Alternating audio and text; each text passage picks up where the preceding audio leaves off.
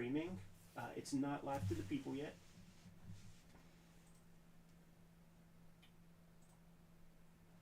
So don't be silent. We're up. We're streaming. Good it's not live morning, to the people, King K Favors. but when they click it, Welcome to our recording session. yes. Going to be a good week like all of these weeks are. I think I had some fun ones. This one, Welcome to the Cartoonist. Any Witchblade fans in the audience? We're gonna get some negative thumb downs. Yeah, I was going to say, you might want to come back after we record this first one. But it should be a great week of recording. It's been really strong, I feel, in 2023. Just, I don't know, man. The mix of stuff has been really strong, very satisfying. And I've already got, like, my list for next week. Yeah. So, I don't know, It makes man. a The difference. mix of stuff has been I really feel like it strong, definitely very makes a difference from the satisfying. recording And standpoint. I've already got, And, like, hopefully for everybody watching yeah, at so home. that I don't know. enthusiasm. It makes a Man, the mix of difference. stuff has been I really feel like it strong, definitely very makes a difference from the satisfying. recording standpoint. I've already got, Witchblade, like, hopefully for everybody Good to- watching at to- home.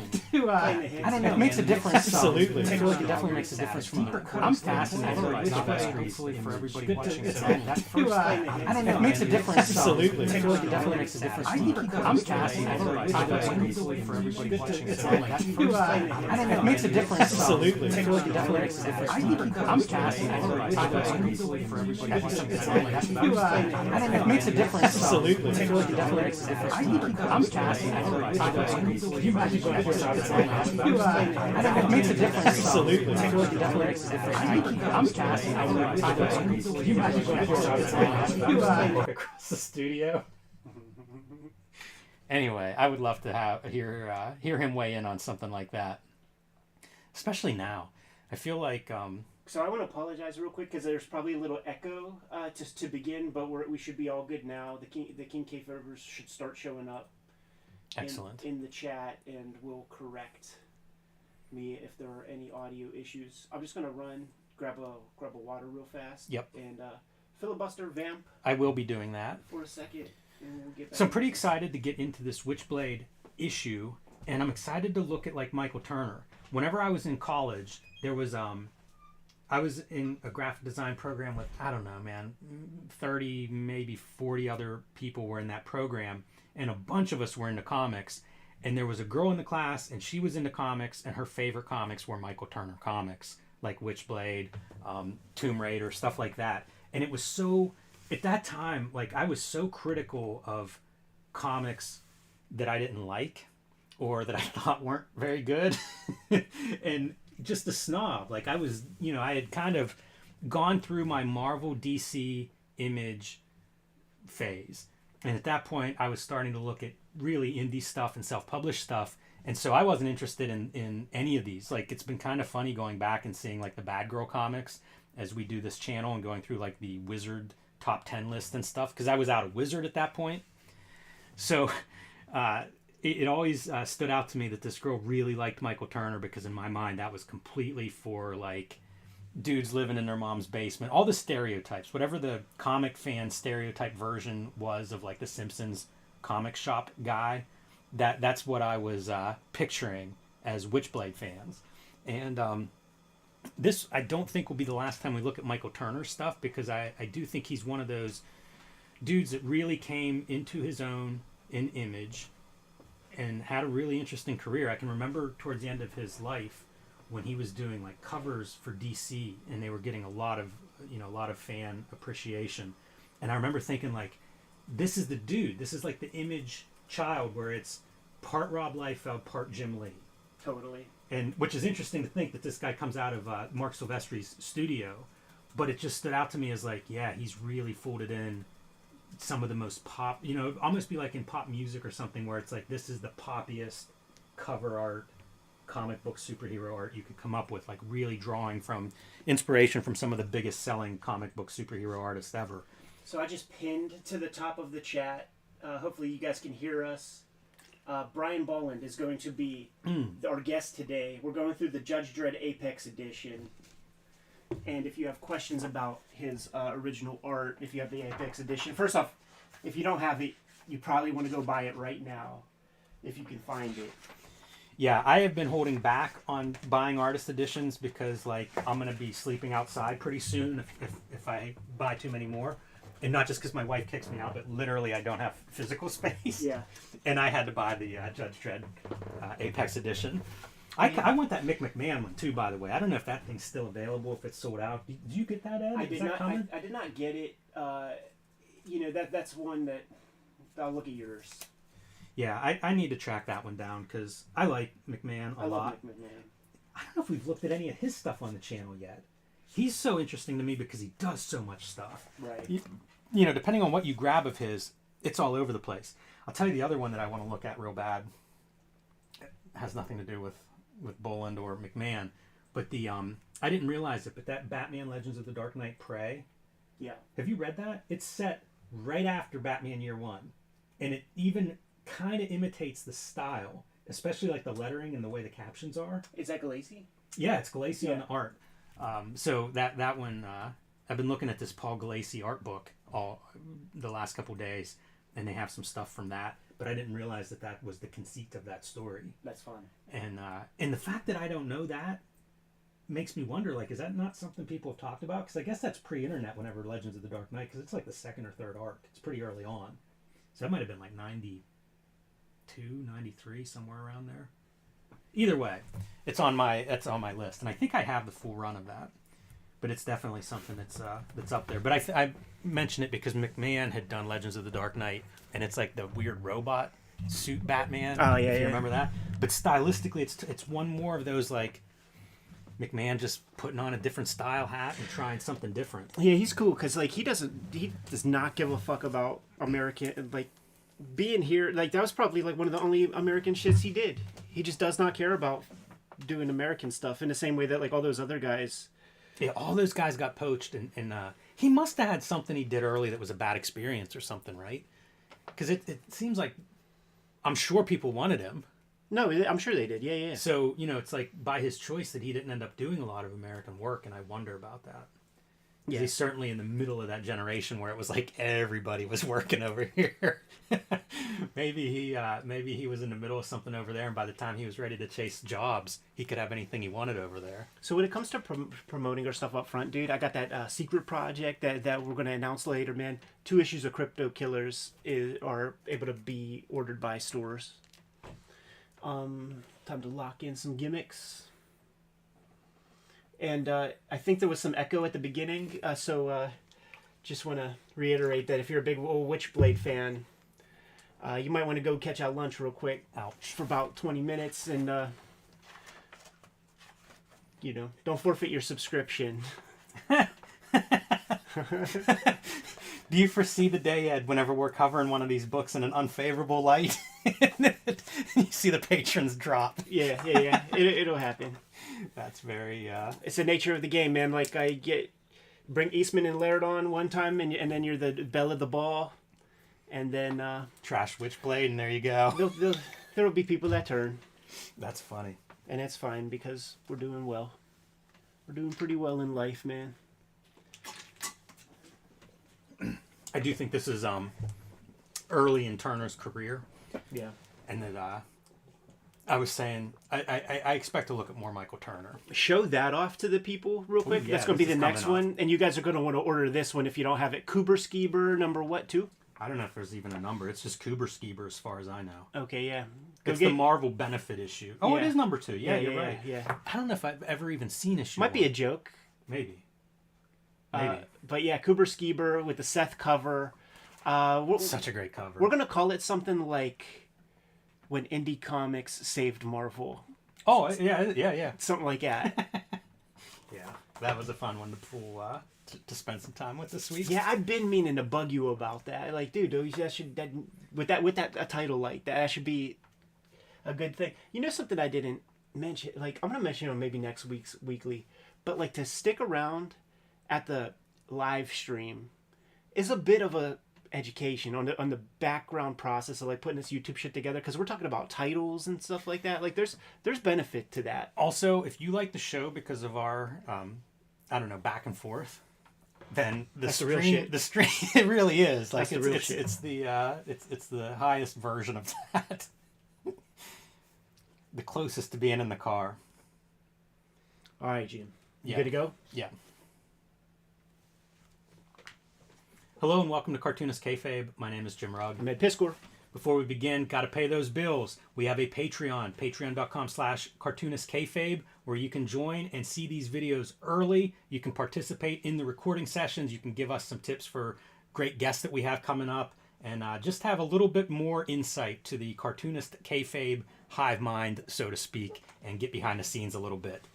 Also, we are working Cartoonist. Hulk, Grand Design, Street Angel, Deadliest Girl Alive, and Princess of Poverty, and The Plain Janes are my latest books. You see them all here. If they're not on your shelf already, add them.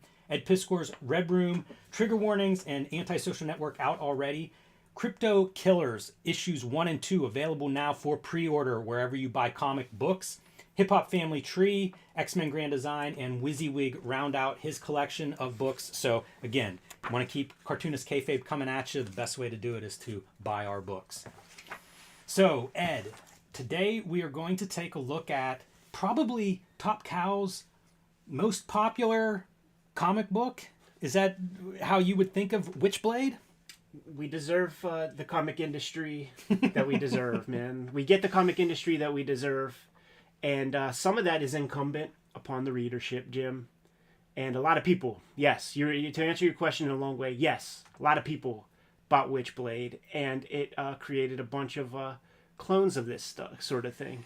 Whenever this stuff comes on, and it's probably like 95, I believe, Yeah. 95, around that time, I am basically out on Wizard. I am out on Image. You know, I've worked through my Marvel, DC, and Image stuff, and it's not totally like a blank to me. But it wasn't something I was participating in. I didn't buy Witchblade at the time. I would see it, you know, maybe occasionally through maybe an ad in another Image comic like Savage Dragon or something.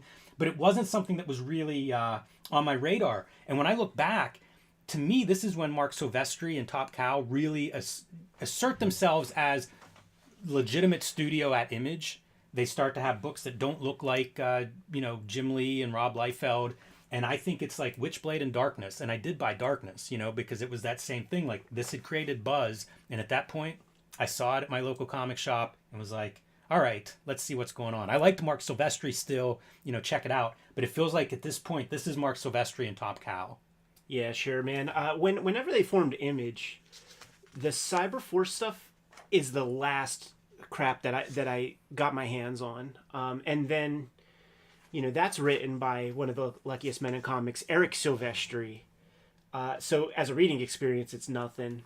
But yeah, sure. He established a lot of popularity. And I think maybe Rob was sour on Wizard at that point. I don't think McFarlane was talking with them that much. So Silvestri was the belle of the ball for Wizard magazine at that moment, and would get a lot of shine, because that's basically what it was. Like, if Wizard kind of anointed you, you sold a lot, and Wizard gave it a lot of face time. We'll be getting there in our Wizard we were there. coverage. The last Wizard had Witchblade in it. Oh, did it? And that's part of what put this on my radar. And so this is Cyblade She. This is the first appearance officially of Witchblade, and it's just for a couple of pages. Not a big character in this book per se, but a first appearance. And the reason I say that, I make note of that, you're talking to a self-publisher, Billy Tucci, here, if you're Mark Silvestri. They both produced an issue of this crossover. The other one's really interesting because it has like all these independent comic characters. This is the other half, right? And so they've got like Cerebus, Ash, Milk and Cheese, Scud, Tyrant, Bizarre Heroes, all appearing in there. It's Battle of Independence. But it makes me think, shortly after this, I believe Mark Silvestri leaves Image briefly. Right. And it's that dust up with Rob Liefeld, who ultimately ends up leaving, and then Silvestri comes back. And we can talk about that, because it's a Michael Turner thing. Silvestri says it on the Image Revolution documentary. Rob Liefeld called up Top Cow, said, is Michael Turner there? Turner. Dude, it's Goldie the Mac and like Pretty Tony from, you know what I mean? It's like, yo, I want Michael Turner. Like, I will give you whatever you want. And then Silvestri gets on the phone, says, do you know who this is? This is Mark motherfucking Silvestri. That is a direct quote. He said, like, on the thing with his soul patch and his like, anyhow. And he was like, that's what sort of got the ball in motion for there to be a dust up. Well, you also mentioned like Liefeld maybe falling out with Wizard.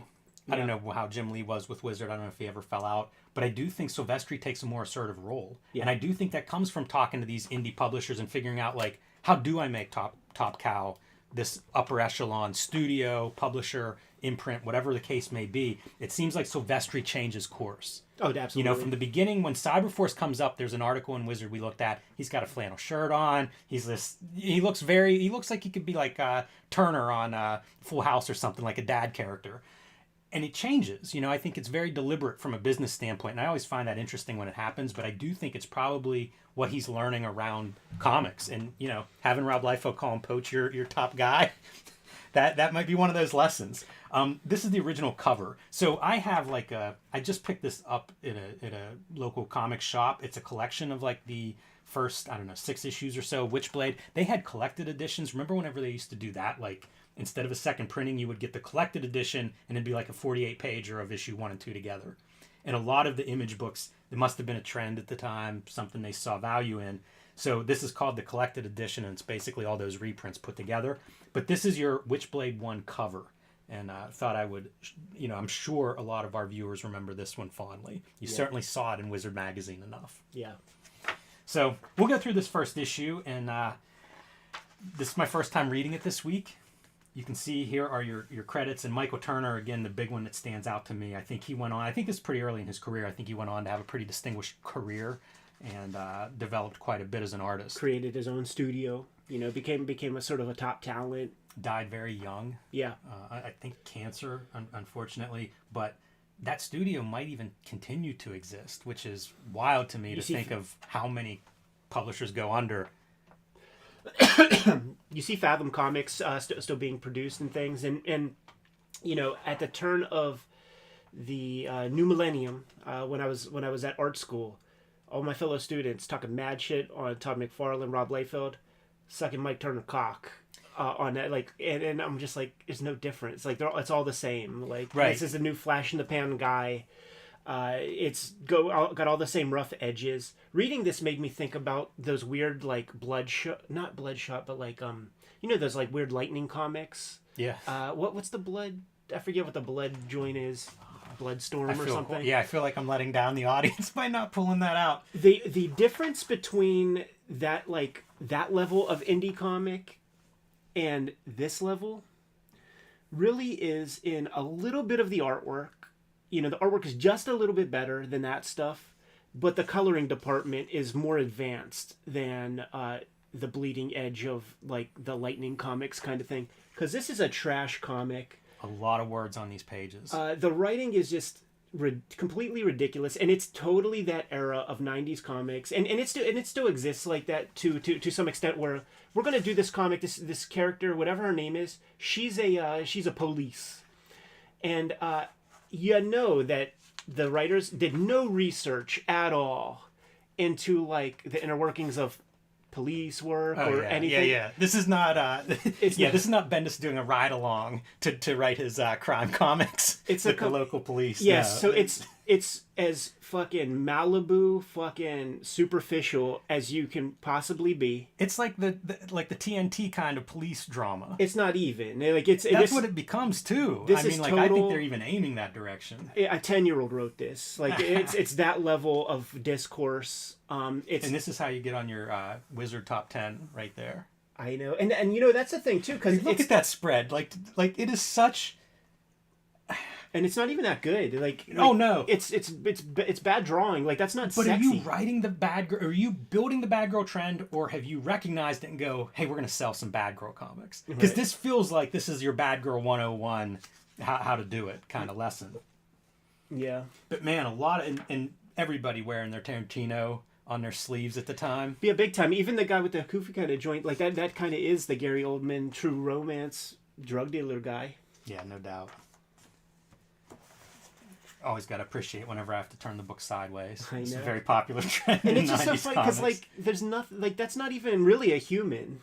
No, not at all. But that's kind of part of that trend too. I feel like that is the Image style, right? You know, it's 14 heads tall figures, 16 head tall figures. It and feels like that part fits in. Yeah, pretty, and I'm well. not even talking from any kind of like feminist perspective, man. Like I'm just saying that it does not look like a human being. It's not far from like that Everett Hartsoe shit where they would get like a titty Skinamax chick to do like the naked cover, but then there would be the interior. This comic is no different than that. Like the only difference is the coloring department had a couple of years to play and figure out how to like use radial blurs a little better. You know the difference too is we just don't see much Witchblade. We get like one Witchblade money shot. It made me wonder, like, if you go further into the series, does it get more fun? Like, does it become like Witchblade all the time and then it's like crazy visuals? That's the other piece. Like, we saw the cover. The second you see this chick, you know she's going to be the thing. So like, just do it. Yeah, it's so frustrating Look to me. at that thing. This is incredible. Like It's the a horse 90s, hoof. the 90s coloring. I mean, man, anybody that wasn't there the first time through, I bet you this stuff has been recolored for like new collections.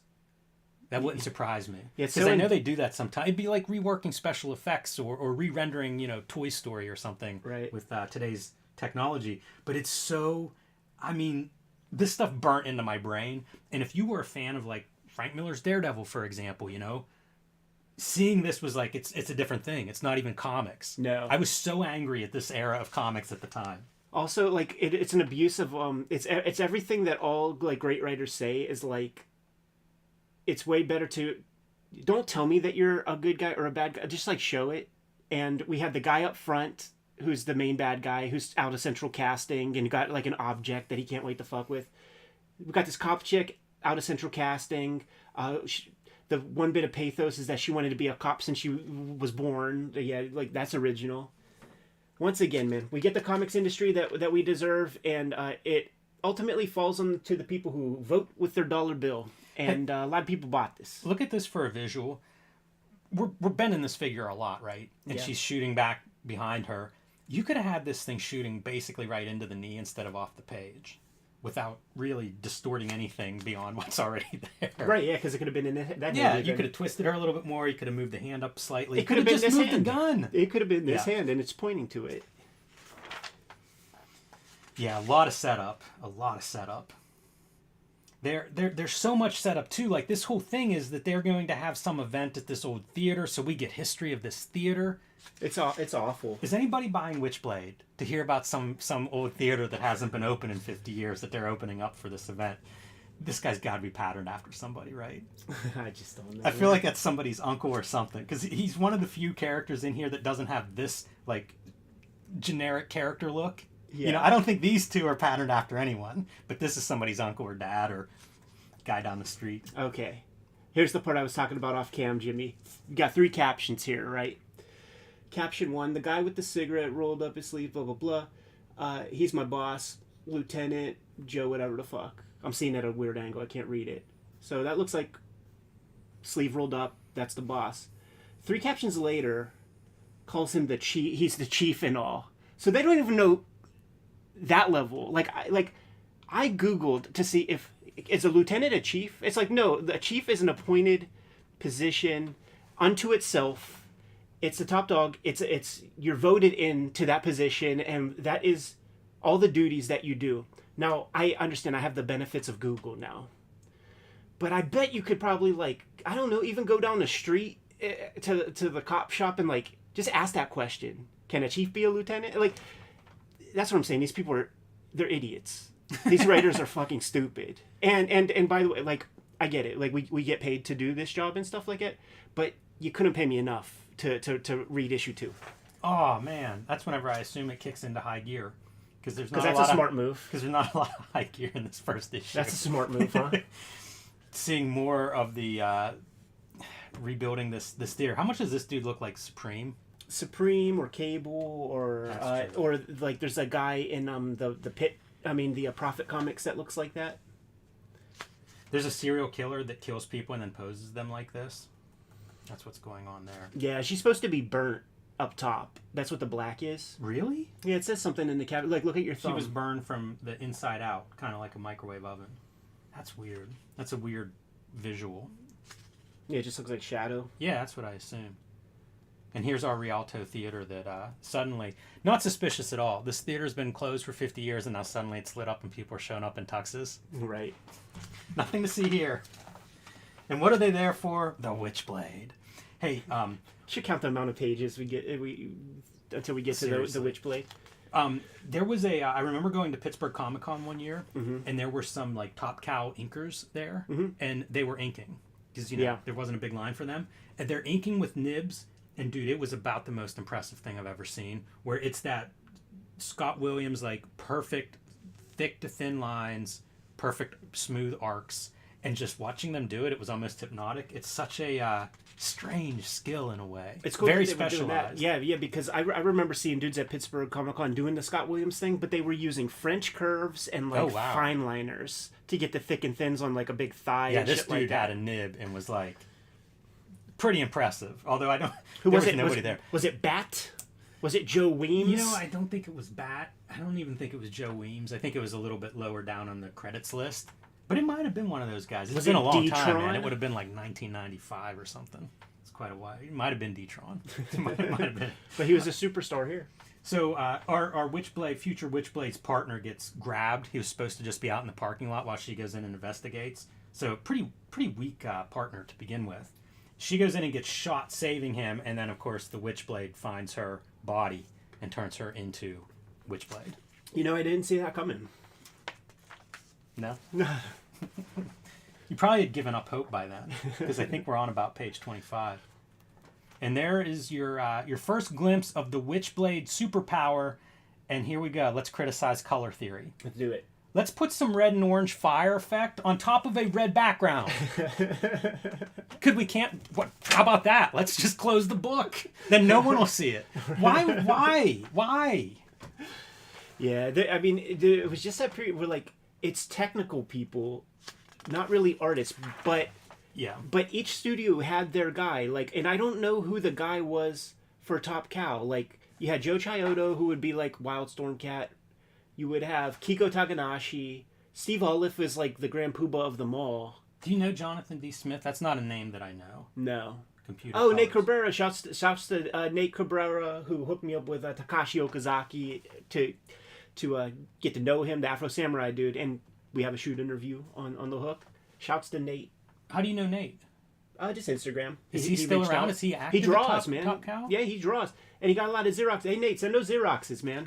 We got to do an episode on that stuff. Yeah, that sounds compelling. Yeah. So that's basically, there you go, the beginning. This is where issue 1 ends. Let's see.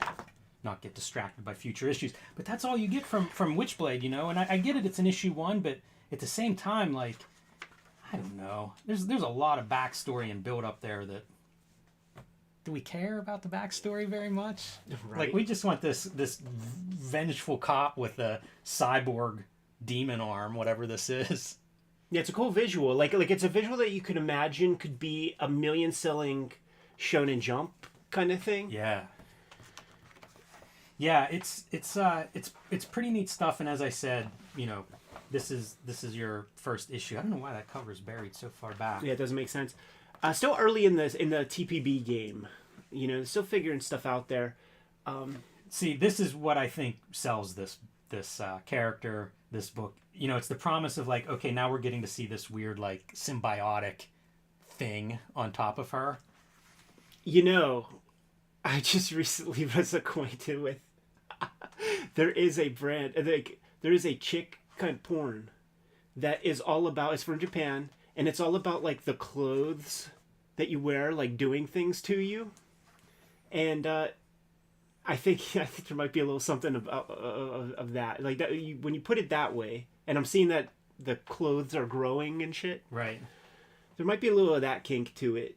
See, there's your collected editions that I was talking about. So, I don't know. Michael Turner would be my main things here so far, and but it was a huge book. I mean, it was a TV show. I've seen like the mangas and stuff for it. You know, there's a Darwin Cook did an animated style version of this. Yeah, I would look at that. So. May not be the last time we show off Witchblade on this channel. Hey, listen, man. I'm all for tickling the algorithm every now and then. If And a book like this will do just that. So it served its function. There, that's the money shot, I think, from this book. I don't know what issue this was in, but I feel like that's what you're really coming for. No pun intended. Let's get out of here, man. 20 minutes is enough. Kayfabers, hit the Patreon. You're watching us live stream this recording session if you are at the King Kayfaber level and you're getting all the videos ahead of time. Like, follow, subscribe to the YouTube channel. And grab our books, man. I have Red Room Crypto Killers issue 1 and 2 being solicited right now. 2 trade paperbacks of that out there in the wild. 4 volumes Hip Hop Family Tree celebrating its 10th year anniversary. 3 volumes X-Men Grand Design. And WYSIWYG you'll find out there, man. Jimmy, what books you got?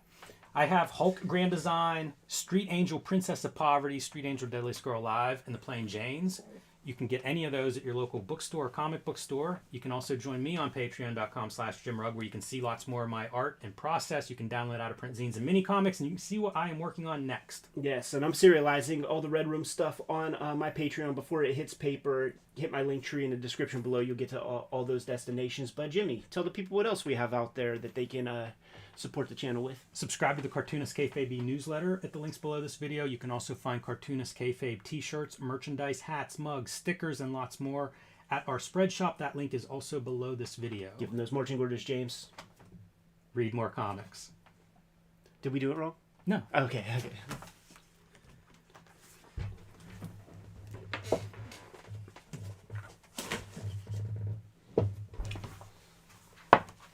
You think that black and white, or should I swap out the background? I do think we should swap. What other things do we got to look at? Deathmate Black. So let's do. Fuck it. Yeah, let's just swap it. Ain't that big of a deal. We're at 1 p.m.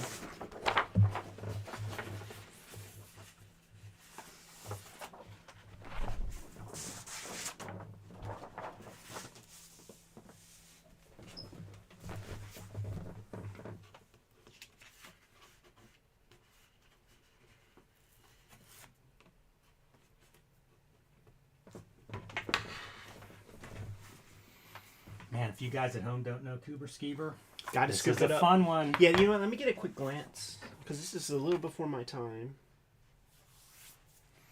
You know what's in there's that Ron Rigi Spider-Man. We got to do an episode on just that because that's a mini comic, right? There's like a separate comic There's a Wonder Woman comic that he did. Yeah, we got to do that. That's the what greatest, it made me think of. the greatest Wonder It's so Woman good. comic ever. We'll call it. Yeah, and this. And that Doctor Strange is I think this is the best thing in here, and I don't know who the artist is. That's fine. It says it's by like some initials, but like it's not even listed in the back. This got commissioned, like it was published by Marvel. Yep. After the fact, is it Dash Shaw? I don't think so. That's before his time. It is. Because he and I He'd have were been like, young. yeah, we were like the same age when this shit came out. That Iron Man's good. It's good. There's a bunch of really good stuff, good comics in it. Man, this is like peak Fort Thunder era. That's Danny Hellman did the that Nick Fury, just the cover, like that pinup. Yeah, sure. Danny Hellman. That's a weird name to be in the middle of this. He was around there, and then He was around. That was when people were taking sides on the Ted Rawl shit. Yeah, but it doesn't feel like Fort Thunder's taking anything. You know, like that seems so divorced from the rest of this book. You know what it is? It's all TCJ message board people. And dude, this is like so perfect because it's names that fall off, like people that you never hear of ever again. There's quite and stuff. a few in there.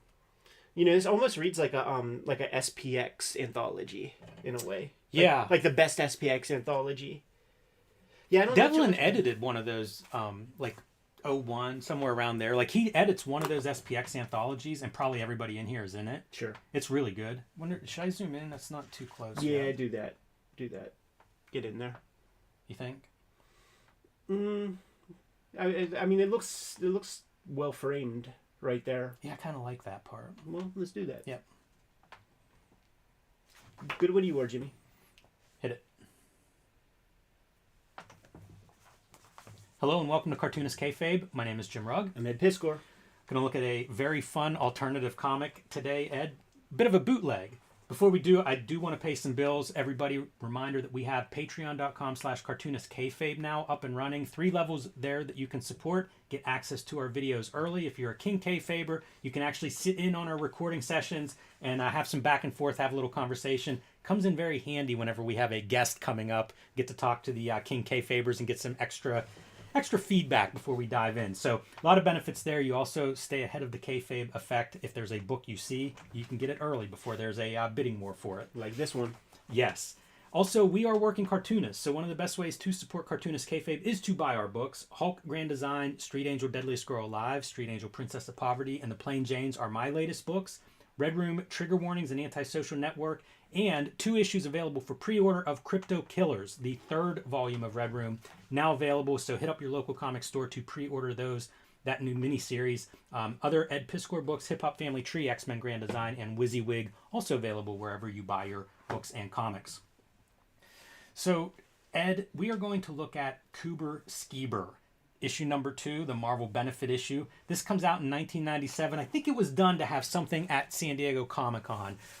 This is a little bit before my time. I bought this aftermarket. So this is right about when I start getting into indie comics, but I'm not going to Comic-Con in 1997, let alone tracking down where this stuff is at that point. I probably found this on eBay a couple years later.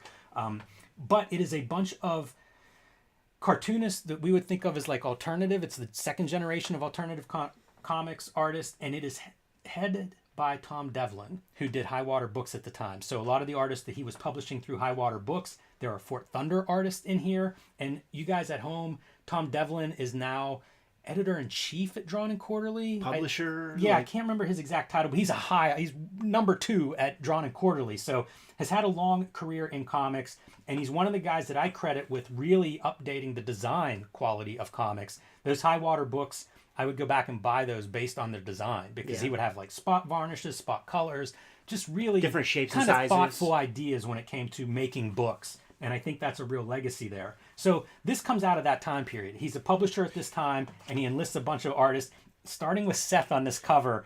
And boy, Seth, I wish he had a couple of superhero comics that we could buy, because he's so his style to me is so complementary with these superhero characters. Yeah, it's true. And you cannot overstate the importance and the power of this image here in relation to the very divisive alternative comics landscape and mainstream comics. They were as far removed. There's an ocean separating the two, and you could have your foot in one side, but you couldn't be in both.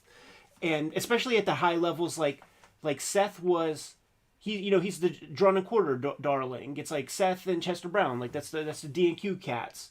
So they were, the top cartoonists of that brand of comics, and to just deign to use any of your time to draw like a very respectful, Marvel illustration. It just was never done. It was never done at this time.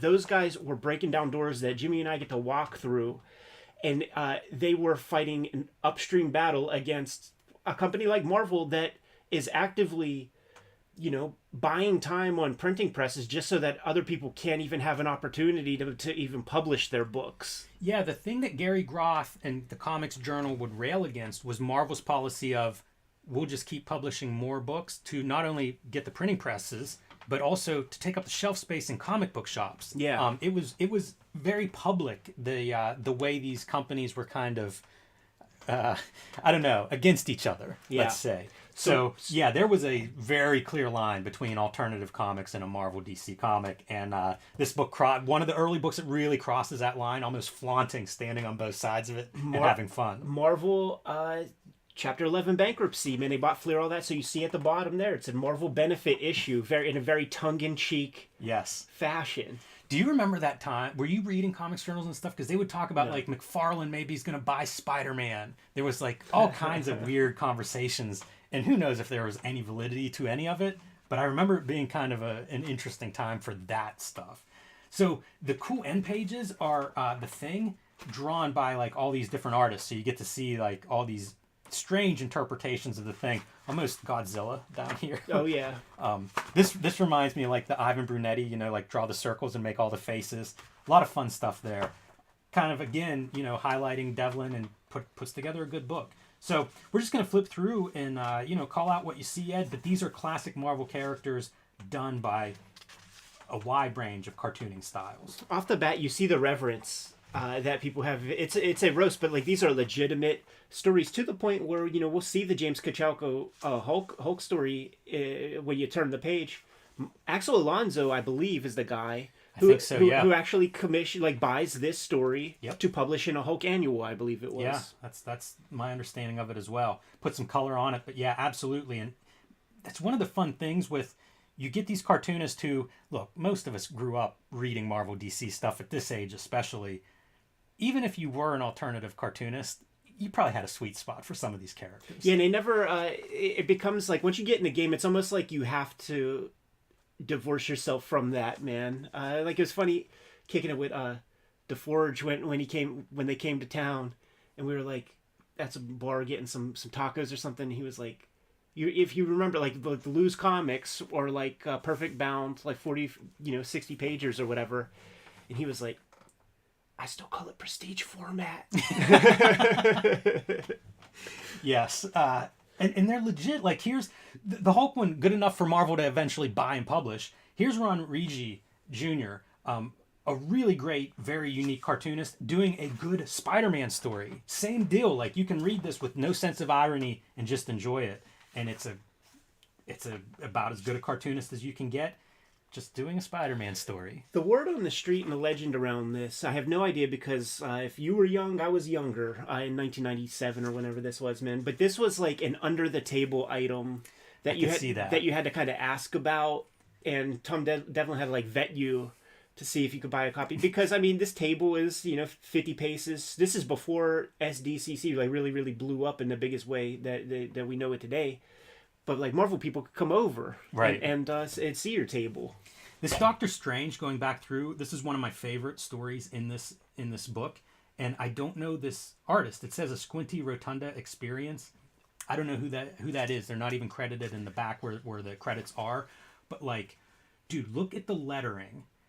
He's doing this, like, I don't know, cubist, weird drawings on top of drawings, strange consciousness, but he's even, like, manipulating the lettering. So, like, where this stuff overlaps, you'll see, like, that W's zoomed in. It's almost slightly different zoom-ins for the lettering. I love that sense of detail, and to me, that's a pretty fun Doctor Strange interpretation. There might be several hands, man. There could be. Because, like, the person drawing this, I do not think is the person drawing this bottom stuff. Yeah, it very well could be, but I just think it's such a cool version of Doctor Strange. That's a character that really lends himself. I don't know if you've seen the Trad Moore Doctor Strange is doing now. It just lends itself to these people who have like a really unique, I don't know, vision. Yeah. And I'm, for all the great Doctor Strange, I wish there was more of these like artists that are really pushing this kind of visuals. Yeah, I don't think there is that much great Doctor Strange, but beyond Ditko and some Plug and stuff like that.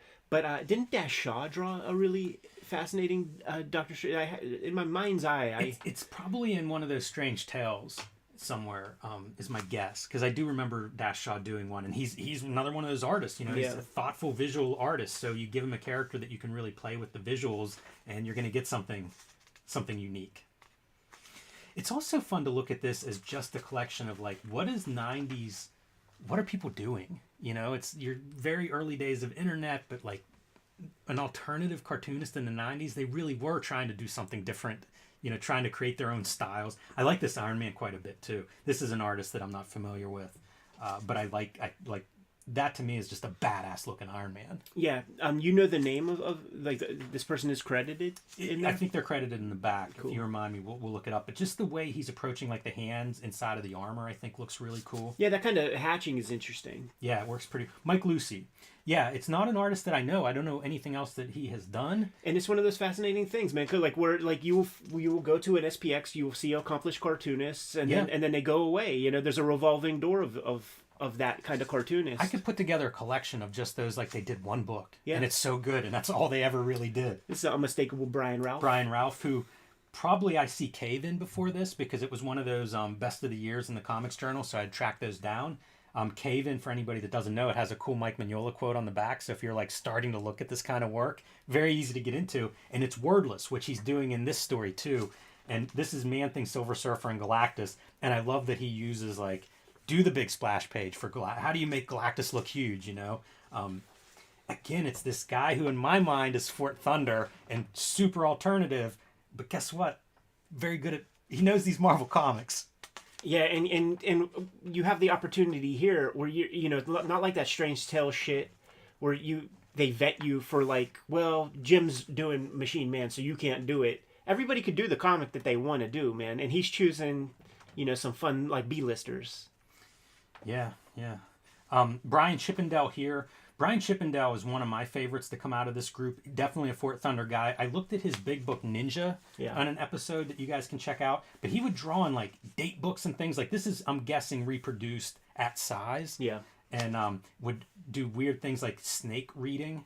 On a book like Ninja, that's really effective because Ninja is the size of our backdrop. So if you are following along with little panels and never moving your eyes more than about 6 inches off the page, you get the effect of like the entire landscape is full of nothing but this world. It's a kind of a fun cartoonist. And again, like dude's doing stuff that really nobody else is doing. Even to this day, I don't know that anybody's picked up too much of Brian Chippendale's style and run with it. He's another guy that I've gotten to know over the years. Likes Daredevil comics, likes X-Men comics. Isn't he like? Well, I'm not going to put this on him, but there was somebody Fort Thunder's related. I imagine. I'm just trying to remember, but like they were putting like Avengers, like modern Avengers issues on fire, and I don't know, maybe. I'm not going to put that on him. That wouldn't surprise me. But I kind of remember that. It rings a bell. Yeah. He would just grab them because like. Man, you talk to Jaime, he's like, I go to the comic shop every Wednesday. I go every Wednesday. I look at every single comic, but, you know, come back with very few. I like this stuff, too. This is another one of those style-wise that I'm pretty happy with. Very 90s, man. Like I had comics that looked with, like, these kind of proportions, you know, kind of graffiti-ish. I think this is Paul Lyons, and if it is, he's the guy who screen printed my Blacklight posters. Oh, that's cool. Yeah. And even printing was a big thing in Fort Thunder. Yeah, even Jim Mahfood early on had some proportional stuff that would happen that way.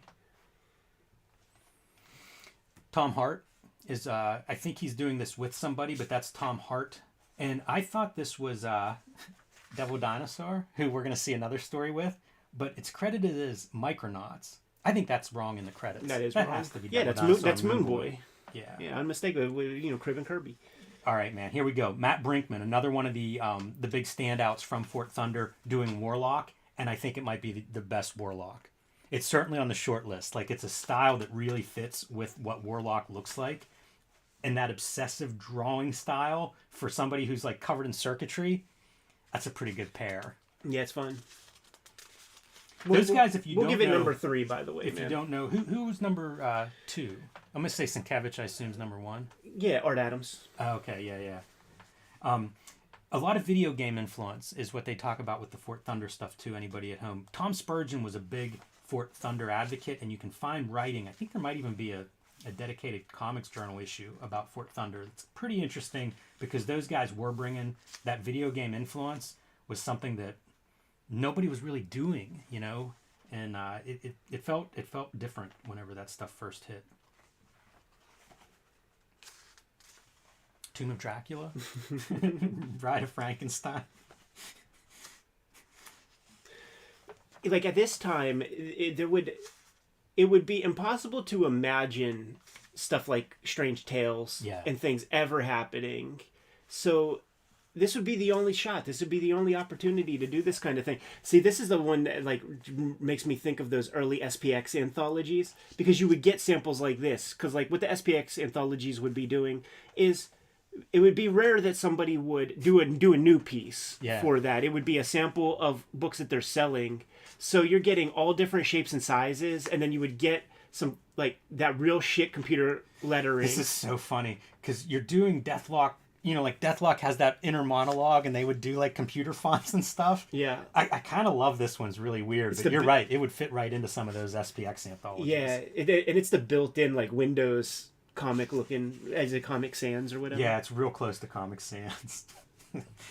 This is one I don't know this artist either, but I really like the art in this. And I was looking like the feet to me, amazing drawing, like very minimal. It almost feels like you're tracing a photo or something, except it's off. All right. You know, like it'd be bad AI art maybe today. You know how like we're like fingers aren't right or heads aren't quite right, but there's a precision to it that I really think is attractive. Yeah, it's a clean line. Yeah, very, very clean. And there's just something about it, too. And I love the amount of detail on stuff like, oh, put that city behind her and really go in and draw all those little windows and bricks and things. But then you have just like an outline for your figures. Pretty different at that time. Yeah, I would love, like, imagine this book getting into the hands of, like, the Marvel artists of the day and just like, oh, our jobs are not in jeopardy at all looking at this shit. Masters of Kung Fu making a little appearance here. It's also fun, like you say, not vetting like what you guys are going to cover and then seeing what people are into. Yeah, but then you know, as I said that, I sort of go back on that because it's blended. Like there isn't two Doctor Strange stories, you know, so like they must have done something editorially to make sure that doesn't happen. If you look closely, these are they got hold of blue line. I got paper. I got that exact paper. The instructions are on there, you know, like the art should be 10 by 15, and if it's 2-page spread, like you cut on this blue line. So they have that there, and it's consistent throughout the story, except this one page where like it's drawn upside down. Yeah, I've done that. Yeah, before. yeah. Like where I'm like, oops. It's such a brilliant. You know, if you're gonna have that as part of your story, it feels like I don't think it was on purpose. You gotta flip one around. I don't think that was on purpose. Well, then a happy accident to them. Hey, here's the other Devil Dinosaur and Moon Boy. This is Pete Carden, another cartoonist. I'm not sure what else they may have done, but I love this story. Look how good like the arm on Devil Dinosaur is. It's such a alternative comics kind of mashup weirdness. It is, because you see the Kirbyisms in there, but it turns to fucking Larry Martyr, you know, a couple panels later. It's so great. It's like stepping on tanks. This is such a perfect kind of thing to do with the Devil Dinosaur. Just have him, just havoc. It's Godzilla practically. And the square jaw mouth, it's good stuff. Truckosaurus. Looking, this is what you do. This is the smart move. Got to have that panel where you draw everybody. Yeah, where you actually get to draw some dudes. It feels perfectly Fort Thunder too. Like, you don't go with Captain America and Daredevil and all that. You got to go with like the B-listers. We're punk rock. I'm gonna linger there for anybody at home who's trying to figure out who drew what. This is the main key to it, and they're not in a perfect order. So you basically have to find like Man-Thing, Silver Surfer, Galactus, and then see who the artist is listed after them. Big ass indie shit. And I think a couple of them are just wrong. Like Guardians of the Galaxy's listed in here, but Doctor Strange isn't. You know, I mentioned Micronauts on that one. Yeah. Clearly Devil Dinosaur page. So yeah, here's your Micronauts. Oh yeah, here it is. Yeah, that other Devil Dinosaur is just not.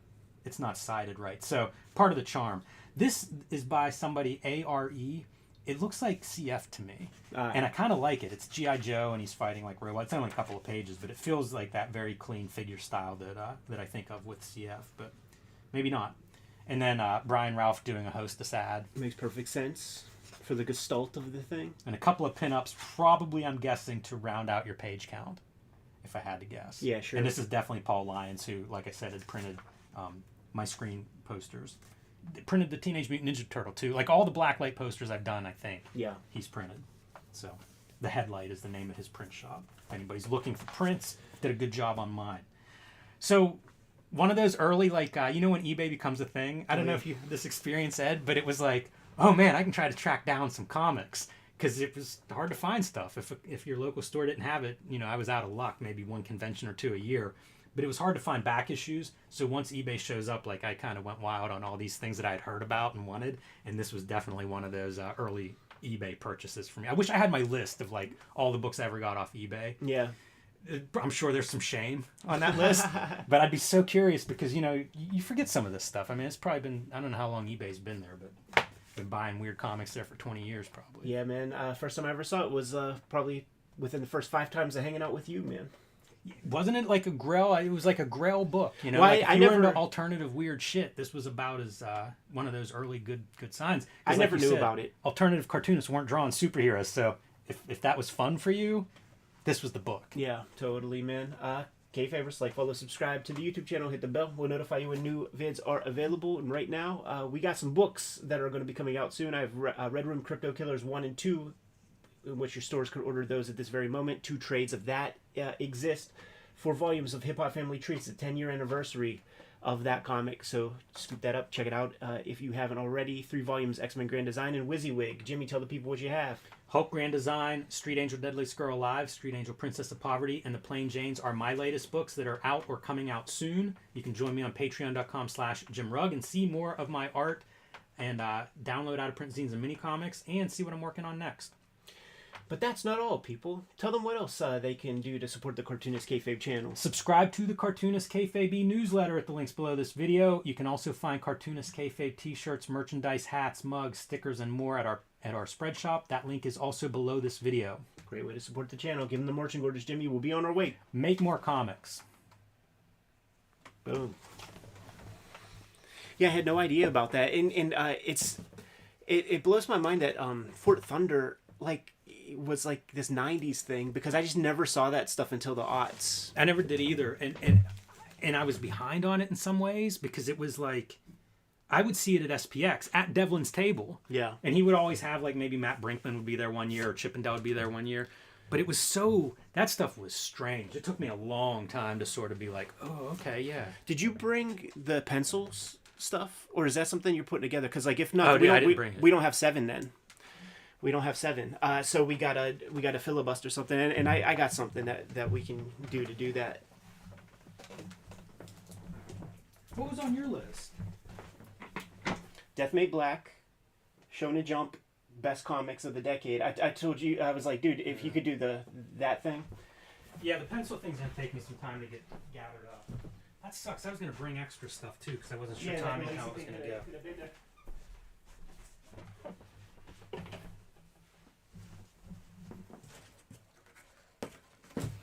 Here's something you guys at home may be able to help out with. I want to do an episode, and it's like early straight to pencils. And if you guys have some suggestions for that, let us know. Like John Romita Jr. does it with that Thor Ryan crossover. That's a pretty early one. There's a John Byrne Captain America I have from, like, I don't know, mid-early 80s. Yeah. An issue. Steranko does that Chandler, which is really bizarre. Right. Dwayne Turner does Black Panther. It won't be too hard to put together, but I am curious. I don't want to miss a good one. Nathaniel Dusk has to make it. Yes. Yeah, that's one. Gene Colan. Boy, he had a few of those, too. I think, like, everybody would see his pencils and want to do, how do you reproduce that? And, boy, early on, not an easy thing to do. I just picked up Rob Liefeld's Rejects, which is pretty fun to see Liefeld pencils reproduced. It seems like that was a thing that became, I don't know if trendy's the right word, but as, like, digital coloring went to maybe the next digital coloring 2.0, I feel like some people started doing pencils. And they would do pencil editions, too, like graphite editions. I remember a John Romita Jr. Thor issue #1 they released as straight to pencils. I don't have that one, but do you remember that? Say it again. John Romita Jr. Thor, whenever Dan Jurgens was writing it, they did like a graphite edition. I see. It wasn't the main one, yeah. But they released one that was just that. You know what I saw this week? Todd McFarlane and Greg Capullo, the Batman Spawn. I forget the name of it. Is this mine? Yeah, that's yours. I moved it from over here. No lettering and no coloring. I forget the name, like what kind of edition it was, but it was kind of amazing. It was. I actually thought, like, I bet it's not missing too much, not having the words here. Yeah, I seen some deep dives online. Oh yeah, Brendan McCarthy did that Doctor Strange Spider-Man series. Yeah, for sure. Cool. Okay, we'll do two manga gimmicks, man.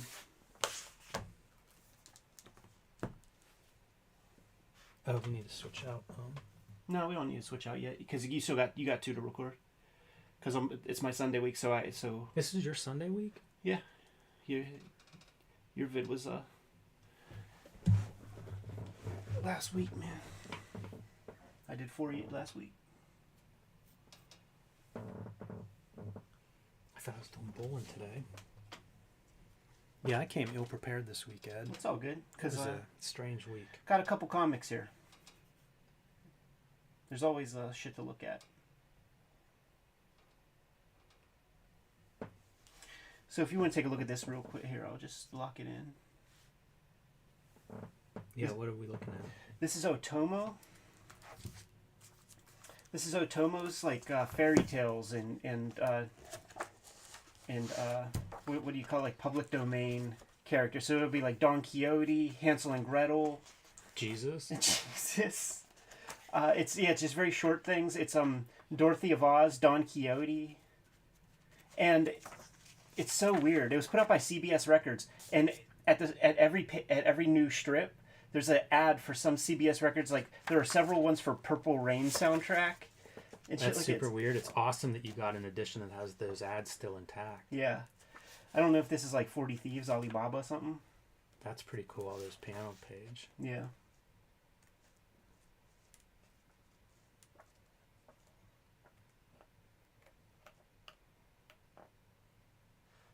Wow. Yeah. Unfortunately, I'm not so prepared that like we're going to look through stuff and not know, and it's going to be obvious probably too. Like, okay, so this is like through the looking glass. Well, that could be part of the game that we play. Wow, that's interesting. I've been reading that, who did 20th Century Boys? Urasawa? Yeah, I've been reading his collection, The Sneezes. Yeah. And it's so bizarre to see like various short stories. Like he has this one, and it's about old musicians like Bob Dylan. Oh yeah, he's a big and, music guy. Seeing them in concert and just reflecting on them as like aging artists and what their concerts are like. And it completely defies like I don't even know where it would have appeared. It's not really a story, it's half of an essay, but it's fascinating whenever you have like 15 stories in there and that's one of them. Right. I've been reading a couple of those at a time, and it's really it's pretty remarkable stuff. It's neat, some of them, how much world building is done for a short story. That's clearly, it looks like this is a one-off. Yeah. It's not like it got canceled. It feels like he just did it as a complete story, but big, heavy lifting kind of stuff.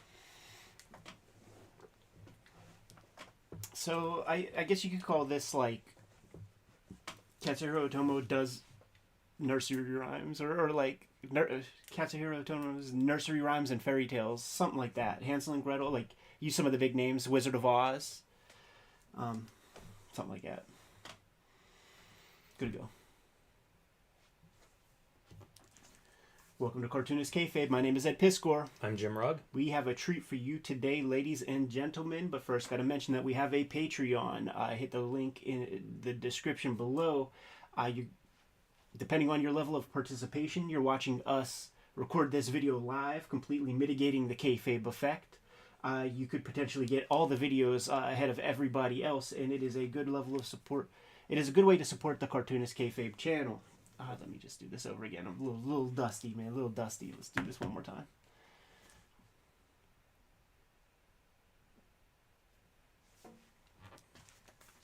Welcome to Cartoonist Kayfabe. My name is Ed Piskor. I'm Jim Rugg.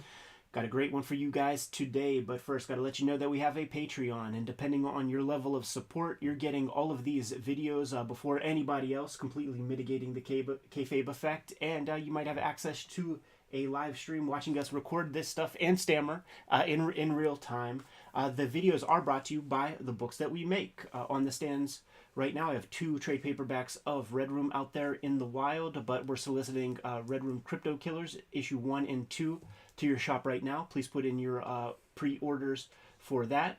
4 volumes of Hip Hop Family Tree are out there in the wild. It's the 10-year anniversary of that series. 3 volumes X-Men Grand Design and WYSIWYG. Jim has out right now is Hulk Grand Design at your local comic shop. It has that beautiful Treasury edition. You're not going to miss it. You pop into your comic shop, you're going to see a green eyeball from 50 paces. He has Street Angel Deadliest Girl Alive. Street Angel Princess of Poverty is forthcoming. And Plain Jane's is out there in the wild. So now that we're done paying the bills, let's take a look at a real treat for your eyeballs. It's a weird book, man. A hardcover book, about 100 or so pages of Katsuhiro Otomo playing the standards, playing the canon. He's doing Don Quixote. He's doing Hansel. I think it's called Hansel and Gretel. I don't know what that says. But like I always remembered seeing, his bibliography online, and like Hansel and Gretel was like one of those pieces of the bibliography, and that is this book right here. It's very frustrating when you think of, we've looked at some of his stuff that has not been published in English. Yeah. And like, this is a no-brainer, Yes. and it's beautiful from the get-go. Feels very European. It does. And doing kind of a quick look through before we started this video, there's some stuff that feels like a conversation with Mobius. Totally, man. You see the clean line and all that kind of thing. Now, we do not know Japanese, so those of you who do know Japanese, you're able to tell what each and every one of these things are. But I think a fun game to play, Jimmy, will be, let's go through a couple of pages of each strip, try to figure out what the hell it is. Off the bat, I'm like, is that Gulliver, perhaps? Interesting. You're much better at this game already than me, Ed. I feel like Fable's not going to be my strength, but boy, you just marvel at his drawing. Yeah, absolutely. Comes from various points in his career. This is a weird book, too, because you see it's put out by CBS, Sony in a collaboration.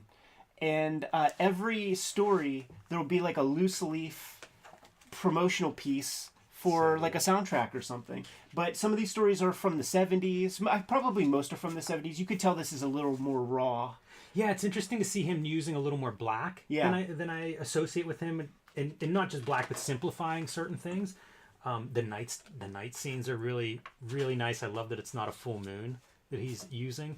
But the reproduction on this edition is fantastic, and it's oversized. This is like a European album-sized book. Yeah. And the reproductions are just crisp and beautiful. I'm seeing the breadcrumbs, so this must be the Hansel and Gretel part of our story. I bet you that would make sense. Wearing Andre the Giant's outfit and get up right there. That's right. The composition is all there. Oh man, but maybe it's a mashup because now there's almost like a Humpty Dumpty sort of character.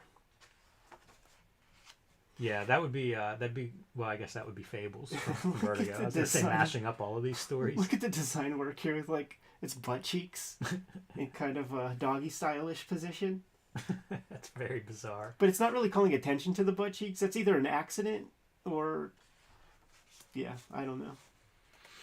Man, I wish I knew like the years too. Like, is he working? You think he's working by himself on these? Right. Pre-assistance or anything. That's always the fascinating thing about the cartoonist's career. We got a little bit of it on the record with Felipe Smith, where there is a pain period at the start of your career where you cannot afford assistance, and you're expected to meet some very rigorous deadlines, and you got to do that for about 6 months before you could start affording people to help.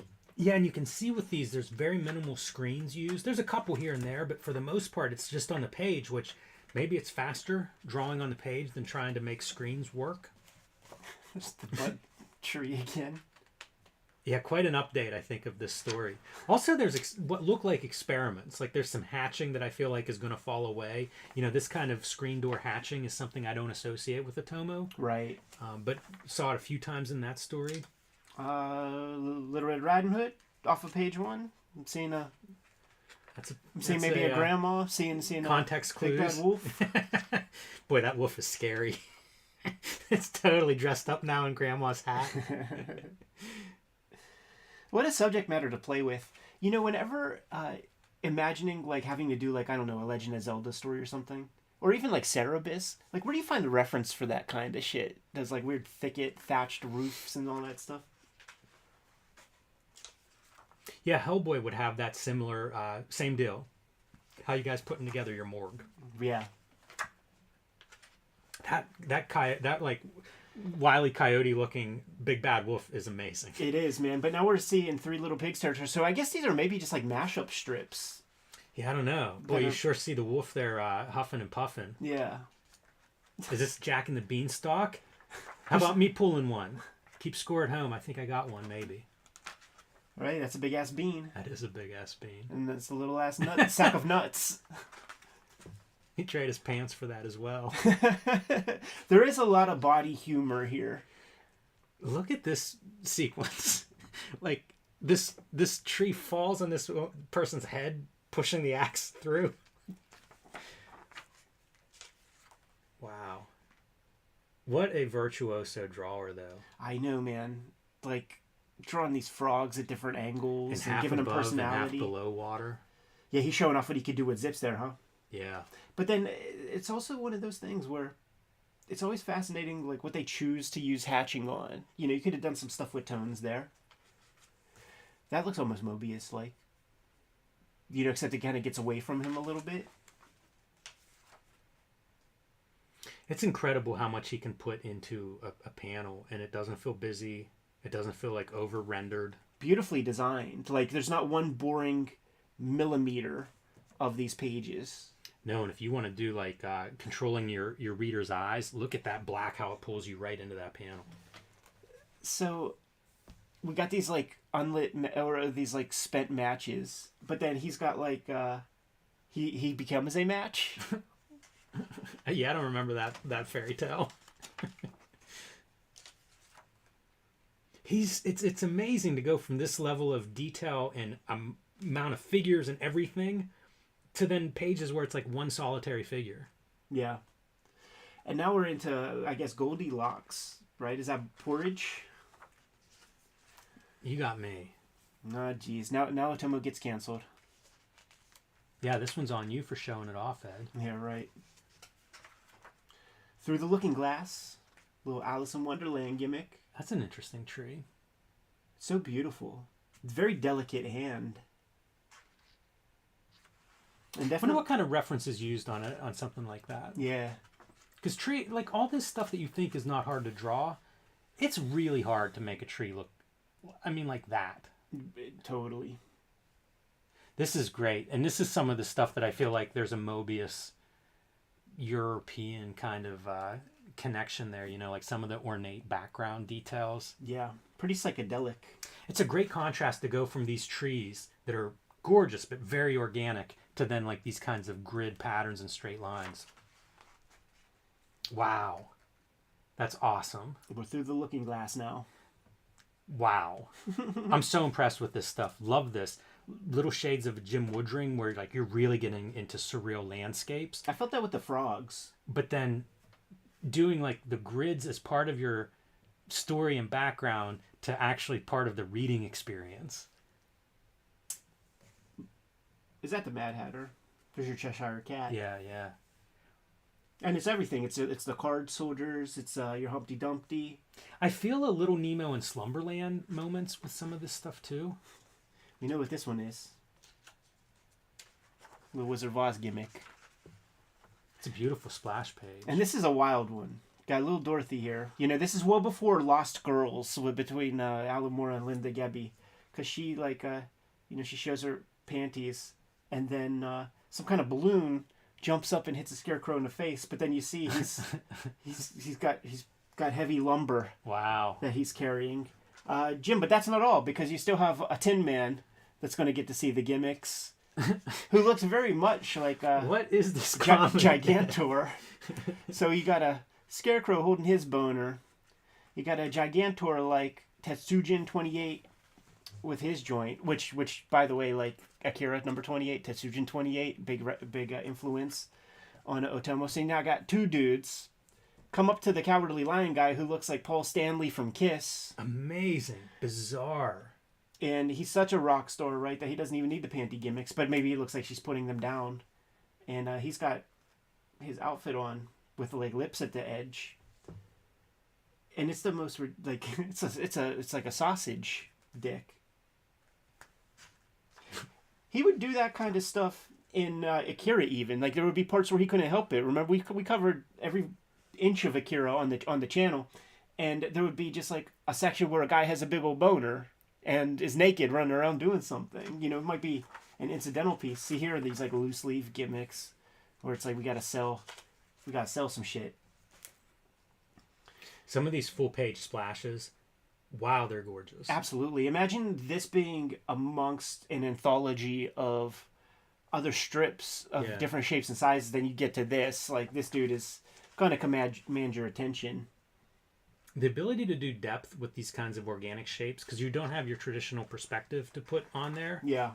Very impressive. A lot of tricks to like take away from this if you're trying to draw comics. They're really trying to sell you on this that's a big one. Purple Rain gimmick a couple of times. Yeah, so I don't know what this fairy tale or whatever would be. Yeah, I have no idea. But I mean, same deal. Like, how do you make these compelling splash pages? Yeah. I love seeing the range too from Cinderella, right? Yeah. From story to story, like not repeating these kinds of compositions, you know, like really being inventive in what he's drawing. This is fun because, like, imagine Otomo, like looking at colonial, like American kind of architecture. You know, Paul Revere-ish looking shits. Wow. Your manga speed, but So in good. service of pigs. Midnight's coming. We're going Melville. Sweet. Looks like, huh? That's my guess. Wow, that's awesome. Gotta call attention, like we've got a Moby Dick episode. Sad this isn't part of it, but some big dudes on that episode. Will Eisner, Sienkiewicz. Yeah, we look at three different interpretations of Moby Dick. Was it Alex Nino? Alex Nino, yeah. Sienkiewicz and Will Eisner. But it's this would have been a welcome addition to that video, so check that one out after you're done here. Man, I love seeing guys draw water too. We've seen this image a couple of times on the channel. This blows my mind. Like this, please tell me that he drew this 2 or 3 times the size of what we see here. Right. How long must that take, Ed? Oh, I know. It's like Edward Gorey or something. You know, like he's using a lot of probably tech pen on this thing. So many different textures. It's so hard to make stuff work with this volume of lines. Yeah. And to still have things look like a tree or a root or separate from the ground or whatever they're next to. Yeah. And to separate depth with foreground and background and things. And I look at it like when you're flipping it, but then I look at it on the monitor, it's even more sharp on the monitor in terms of like your depth and your values and everything separating into different layers. Man, and having to do that like throughout a story. Yeah, choosing to do that. I used to think like drawing the woods or trees as your background, save yourself some perspective lines. Right. I don't feel that way anymore. Do you have any idea what this story would be? I don't. It's possible it could be some Japanese stuff. You know? I was thinking about that one bird in the hand, two in the bush kind of thing. But that seems a little out of place for as big as some of the other stories we were dealing with in this edition. Looking at this, does that look like... Well, what could that possibly be? The X-Mansion. Man, it's a full moon. Oh, it's a werewolf tale? There you go, because it was a full moon. Yeah. So happy to see the full moon used as a narrative staple. Yeah, wow. We call them lycanthropes here on Cartoonist Kayfabe. We do. It's a werewolf family. Of course. How about this one, though? Rumpelstiltskin or some shits? I don't know, but I love it. Sleeping Beauty. I'm just guessing. Yeah, it makes sense. Everything's overgrown, so that seems right. I just thought they maintained her accommodations while she was crashed out. I don't know how long she was sleeping. What the fuck, man? Dude, if this ain't stats, we're throwing this away. Okay, it is. Okay, I'm happy to report that he drew the panel once. I see some of the same fuss. Well, that's good. Maybe this was a deadline driver. I'm trying to reverse engineer just a little bit, because, like, she turns. Yeah. And then, let's see, let me focus on, like, one piece. Okay, yeah, he just, like, whites out a little bit. Some of ththese marks are McFarlane-ish, ain't they? They really are, yeah. Isn't that crazy? Call. Why not? You know, you're using a fine pen nib. Yeah. Similar tools. This is a composition that to me feels like a little bit of Mobius awareness. Yeah. And again, like I just can't say it enough. This is what I value the most. You know, if we're going to see a bunch of full page splashes, I want them to look different. Yeah. And these sure do. Doesn't it feel like it really lends to color? It does. Yeah. Like I can imagine something beautiful there. And this story in particular, like I see Mike Mignola-isms, you know, like it's such a pared down compositional style that you've got to make everything work. Right. There's those stores in Japan called Don Quixote, and it always I always wonder like what the significance of that title is for those stores. I don't recognize any of these ads. Yeah, I don't either. Boy, that's pretty sweet. That skeleton coming up. Once again, talk about a full page. Wow. So cool, man. And it's almost the composition of that Godzilla piece that I told you about that he did in the 70s. Look at that skull, dude. Creating fucking whole anatomy for some weird animals and things. The skull's great. Love the bike too. Such a sucker for bikes and comics. Yeah, and the sidecar's just like a piece of wicker. And look at how easy it is for him to communicate that with those pen lines. Like that, like that's one to put in your pocket. Yeah. That texture. I just learned about like they have professional racing, sidecar racing. And so, like, you're basically a two-man team, but it's all about leaning and stuff, like having weight in that sidecar. And dudes get hurt when they wreck. Oh, as you can imagine. Yeah, I'm sure. Is it advantageous to have kind of a rotund side partner, or the opposite? The one that I heard about it from was a big dude. So if one's a big dude, it's probably all big dudes. Yeah, like a 200-plus pounder is the guy that I heard it from. And but it was all leans, you know what I mean? Like trying to keep that thing on the ground depending on which way you're going. How could you possibly sit in a sidecar like that? I'd be terrified. And it's also being like the B player, you know? Like you're just the weight. You're ballast in the race, man. But alas, what do we got here, man? Wishing upon a shining star. Oh yeah, it's this might be our biblical story. All right, I was gonna say like it's almost Moses or something up in the mountains, and then like coming down to lead his people. Reminded me of Diamond Head a little bit. It was like a volcano hike, and you look down and you can see like the base, the remnants of the base. Remind me a lot of that opening spread. Do these guys look wise? I don't know about that. Look at a disemboweled Joseph or something. I don't know what the hell we're looking at. I don't know either. This is very strange. Because I feel like Moses ended up in a basket in the river, and I thought this could have been his story, but I don't know. I don't remember that in any Bible stories. King Herod killing all the babies that were born at that time, maybe. We got our cult leader.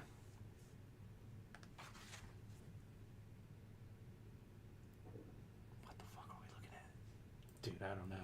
There's some strange imagery. I'm so curious now what this story is. It mustn't be a biblical story, right? You said it must not? Well, I don't know what else it would be. I just don't know what story this is. It's such well, colorful imagery. Here we go. Yeah, I guess.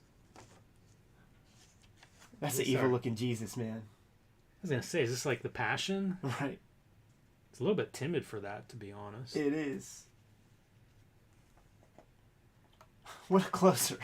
Wow, that's interesting. I love seeing like biblical comic stories. So cool, man. So here are your dates for the various stories, and we'll hit this with and you guys could probably do it at home. You hit it with your Google translator, man, and it'll tell you what the different comics are. But these are between 1978 and 1980, and it looks like it's reasonably linear. But I say that, and then I see an 81 there and a 79 there. So who the fuck knows? It's such a great book. I don't understand why so little of his work is in English.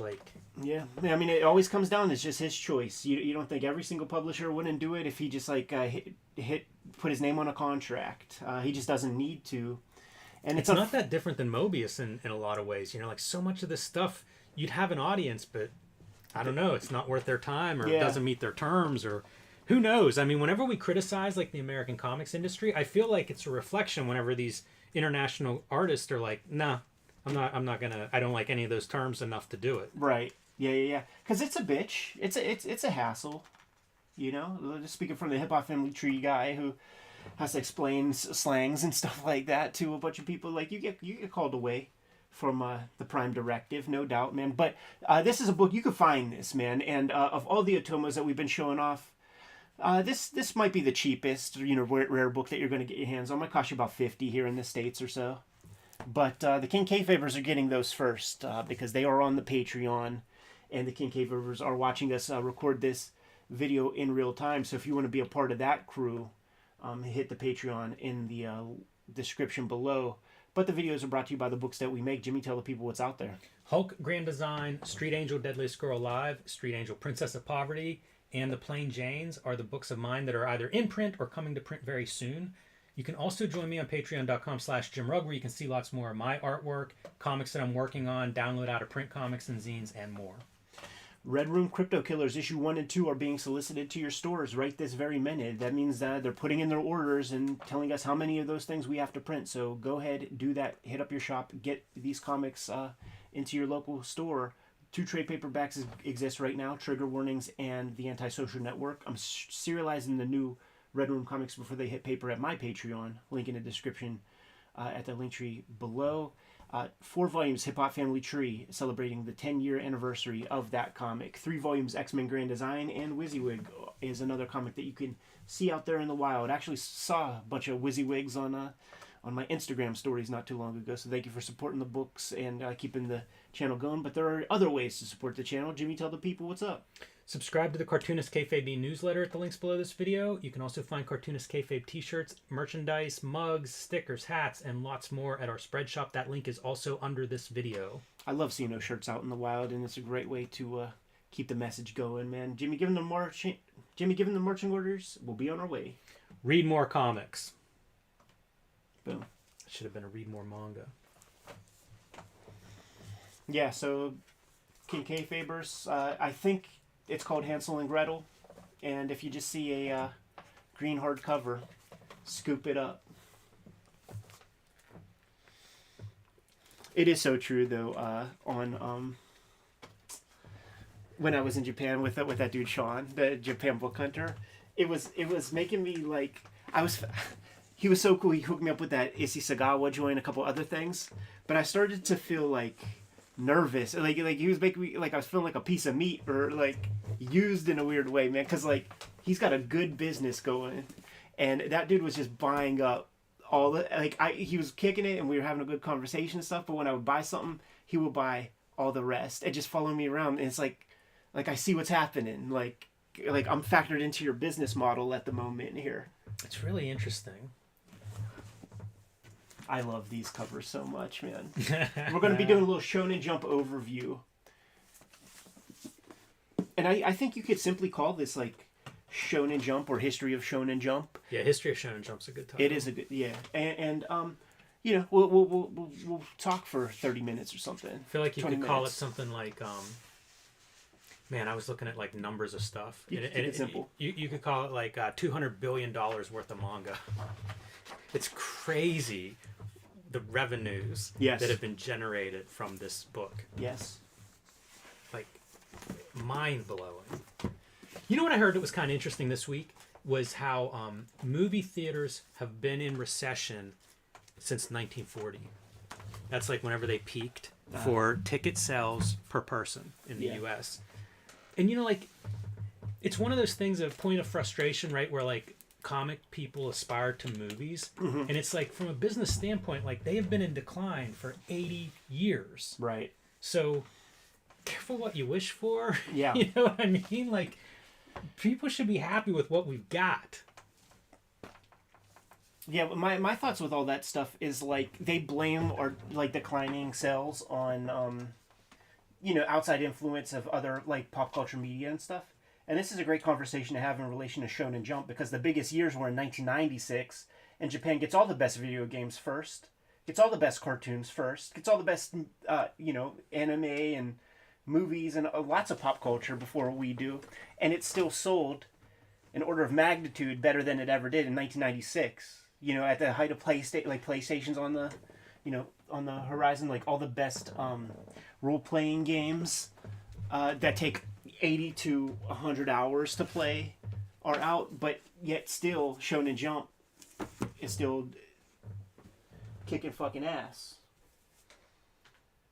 Yeah, I think there's a I think the business history of American comics that we are all completely ignorant about or have wrong ideas about, because whenever you say like they say, it's Marvel and DC that say this stuff. You know, it's not necessarily an industry-wide thing. And then also, like, if you think of Marvel and DC as peaking in, let's say, 92, 91, 92, something like that, like, as a business, how do you respond? Because, like, businesses have these things, you know? I can remember a job I worked where it was, like, after 9/11, the whole industry was about 75% in recession. Yeah.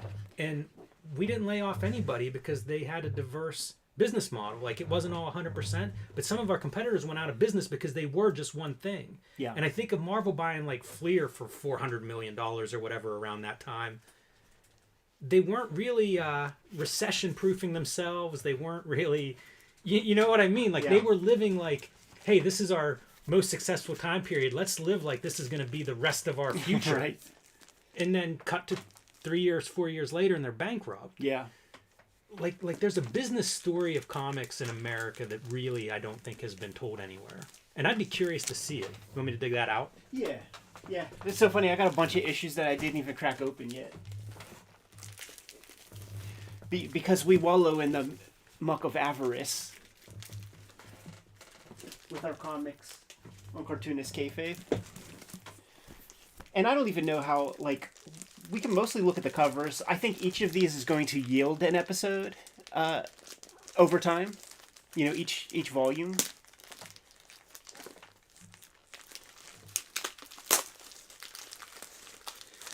I'd also be curious, like, whenever they're selling 6 million copies of one of these, how many of those exist today?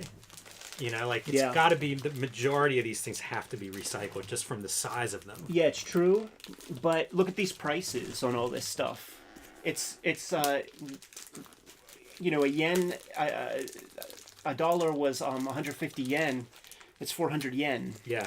You know, so, like, enough of them have to exist that it's not that expensive to buy one. Yeah, these are, well, yeah, definitely. These are, I have such questions about the pricing of the books in Japan and how they're able to have their prices so low. And I know these are printed on the cheapest, worst paper you can get, but it still feels like there's just some inconsistency between book pricing and printing between here and there. Yeah.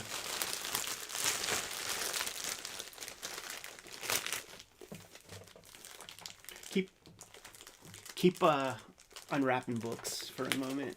I think we're mostly going to look at covers, but we don't need the glare.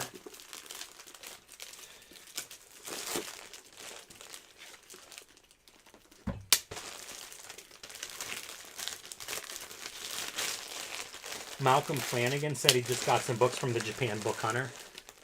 Tell you, man. Like, I don't know if we sell this enough. But, you know, there is this group of, like, book collectors. Like, I feel like I'm one of them. You hear about whatever Kuber Skiber, and then it's like, I got to get one of those. Right. You know, put it on a list, track it down, whatever the case may be. And I often discount my own buying habits because I know I'm not your Wednesday warrior, you know, consumer. Right. But there are other people like me that are book collectors and hunting for this stuff. Yeah. And Sean, his whole model is... I get the stuff that you can't get at Mandarake. Pass me those plastics, man. Do that right in front of the microphone for everybody watching at home. Sorry, guys.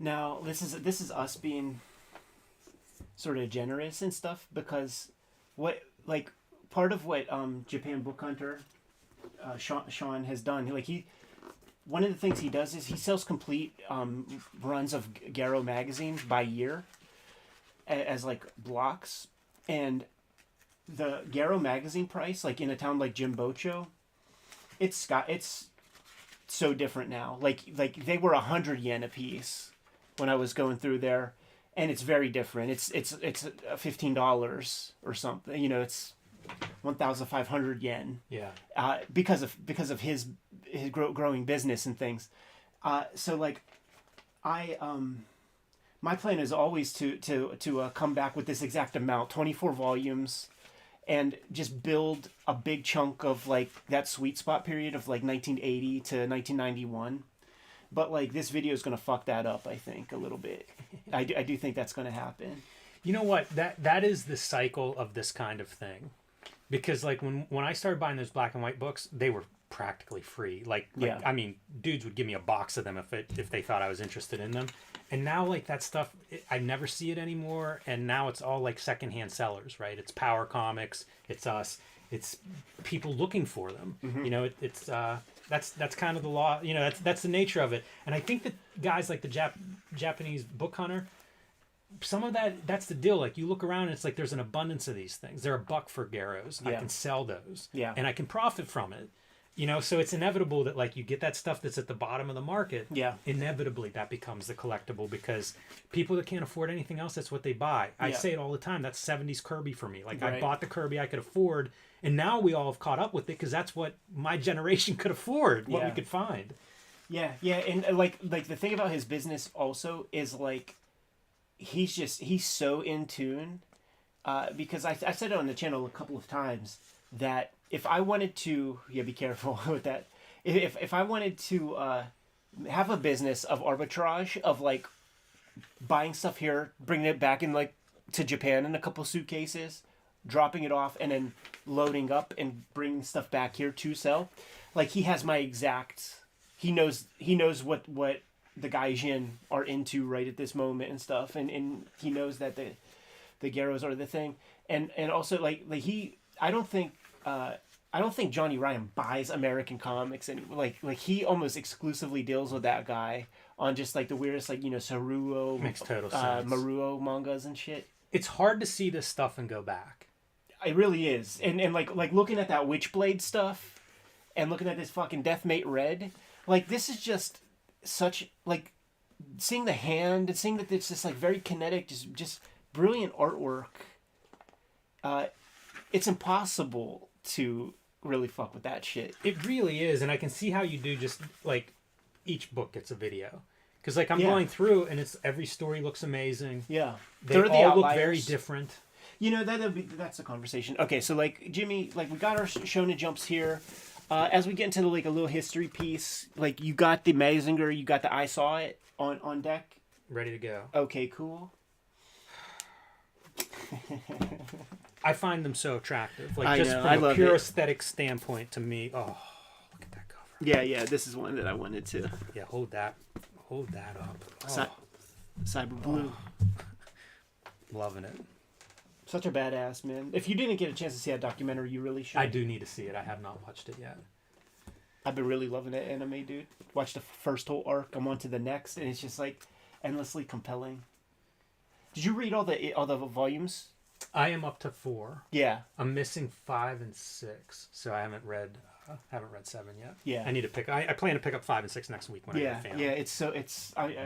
I read that for an hour, and then I watch the show, and seeing the show is the superior. Like, it really is the re-edit, because it makes that blonde dude so much more of a villain up at the start. Like, he's the spearhead sending all these fuckheads.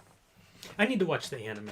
It's like, really I'm really good. Curious to see it from how you've described it. But it's in Japanese, so it's like I watch it right before bed. Yeah. And I'm installing. That's what I gotta do. Is like watch an episode at lunch or something like that. Yeah. Like, I'm installing, like, because it's just that dead line, and it's a micron line. But I mean, what it is a Xerox of a pencil, but you could get that with a micron. And there are hacks who work on the staff that it's wrong drawing, but it doesn't matter. It looks good. On this fucking last episode I watched, there is this one bit where a guy gets squinty-eyed looking at Kenshiro, and then it cuts to Kenshiro. Like, a guy's like going half blind or is about to die, like, after getting, touched in a pressure point. And it cuts, and it is a live action sequence of somebody holding the animation cells and going like this, because you could see light glaring off of it, and you just see the cell, and you even like hear like of like the plastic going, because it's creating like an effect of vertigo. But it's the only time it's been done. It's live action, so like it's doesn't have that jitter of animation, and it's like they just did that. Like, yeah. Wow, that's neat. Yeah, very weird. There's like other ones where you could tell that the cell, like, there might be like a tray of like water sitting over top of the cell to like create like a mirage. That's neat. Yeah. There's very lo-fi, interesting things. I always find that stuff fascinating. They would have like Michel Gondry and people like that would do interesting videos. Yeah. Would often do the supplemental material of how they do it, and it'd be weird. It'd sort of be the ultimate lo-fi of like just holding a panel of glass in between the person and the camera. Like stuff you would never think of, right? But it just creates that little bit of whatever, like an effect you haven't seen before. Yeah. I love the people that value that. You know, that deadline, that is, and the fine deadline. Yeah. That's another coloring solution to like this era of digital color that we live in and modeled color that people don't explore enough. But there are a couple of explorations of that we could look at. Yeah. Like I think of that Daredevil Ninja. I don't know if you remember that, Sure. but it was such an alien looking thing on the stands at the time. It's like that. It's like one tiny little line. With the next thing I'm doing, like I'm going into that clear line space. I'm going in that direction, man, of just trying to do that. Almost like trying to do animation cell type panels. Anyhow, I'm ready to go, Jimmy. Welcome to Cartoonist Kayfabe. My name is Ed Piskor. I'm Jim Rugg. Got a great one for you guys today. We're going to talk Shonen Jump, but first, we have a Patreon that you can support, and our King Kayfabers are watching us stream this recording session at this very moment, and they're also getting all of these videos well ahead of time before Gen Pop, which mitigates the Kayfabe effect completely for those participants. But these videos are brought to you by the comic books that we make, and on the stands right now got Red Room Trigger Warnings, Red Room The Antisocial Network trade paperbacks. We're soliciting the next round of Red Room comics to your local shop. Red Room Crypto Killers issue 1 and 2 are orderable from your local comic shop, so make that happen. There are 4 volumes of Hip Hop Family Tree out there, and it is celebrating its 10-year anniversary. 3 volumes of X-Men Grand Design and WYSIWYG is available from my bibliography out there in the wild.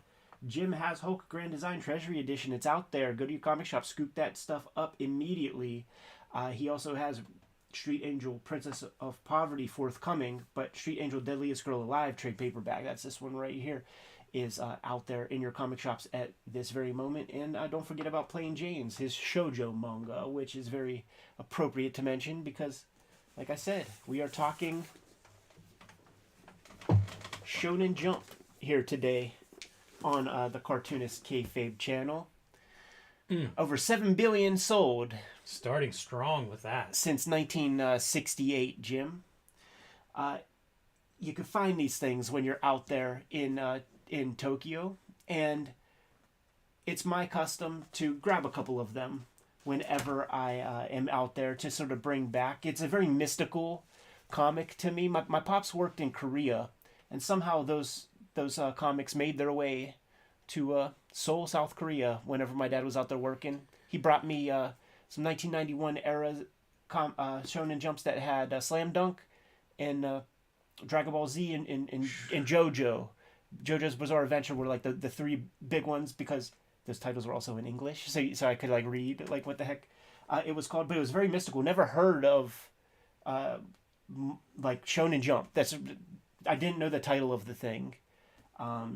It was my introduction to Dragon Ball Z and things like that. I had some idea that like the reading order was a different way than we're used to. So that was very interesting, but very mystical comics to me.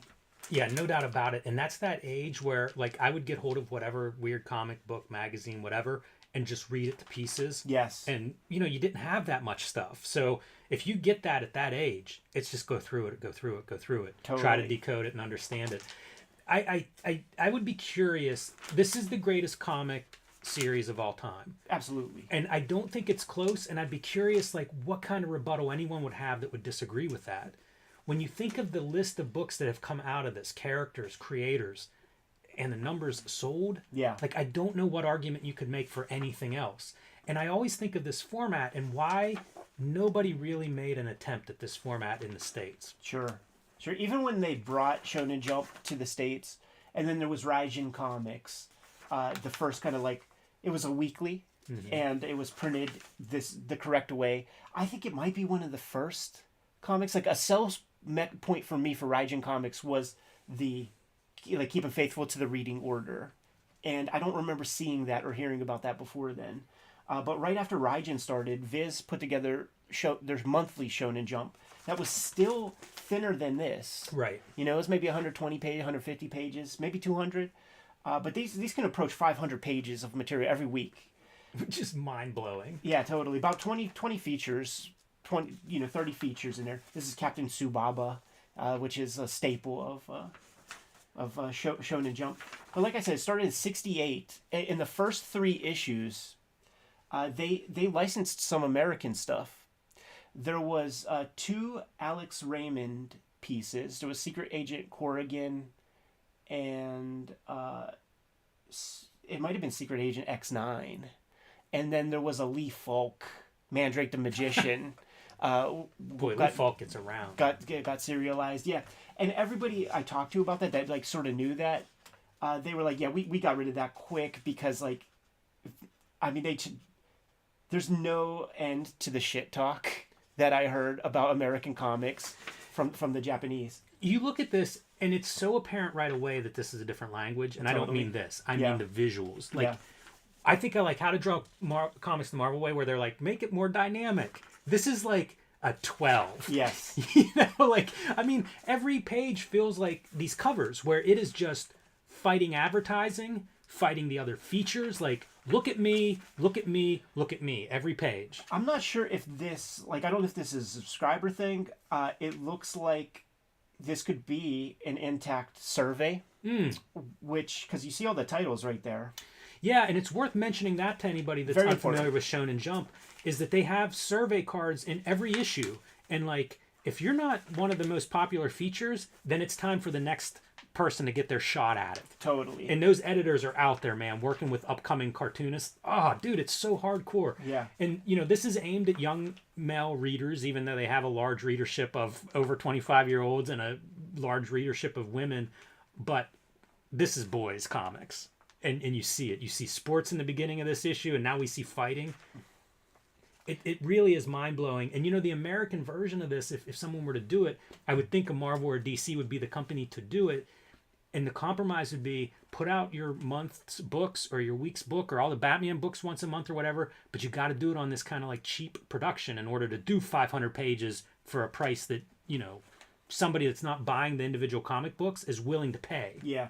At the height of the game, Shonen Jump sold 6.5 million a week. And that was in 1995, 1996, man. So, like, you'll hear the argument about, well, people aren't buying comics because there's so much other media and so much other material that their buying dollars going towards. And yeah, that may be true, but Japan gets all the RPGs first, like all the best video games before you, all the anime before you, a lot of distractions away from comics, but somehow in 1996, this was still selling, you know, at its biggest numbers than ever. One of the first hits for Shonen Jump, and it's called Weekly Shonen Jump, by the way. Only very few issues were called Shonen Jump. One of the first hits was by a cartoonist named Go Nagai, man. Want to hand me that Mazinger real quick, Jimmy? Mazinger Z was one of the first standouts from Shonen Jump, and this is a first comics mid-90s color job from Go Nagai that we got here in the States, and we did a video on this sometime back, man. You know, flip to like our comfortable orientation, but you take a look through this, man. This is hard to argue with. Boys are going to be coming back to check these comics out. Yeah, 100%. And I think it also reflects, like, what happens is a lot of us comics fans in America get to see some of these Japanese comics, and you're hooked. Oh, absolutely. They're so remarkable in so many ways. So, of course, you're thinking, like, let's bring this over to America. Yeah. We can sell some of this stuff. This stuff's magic for comics. Then the other, this sort of second hit for the Shonen Jump series came about from Keiji Nakazawa.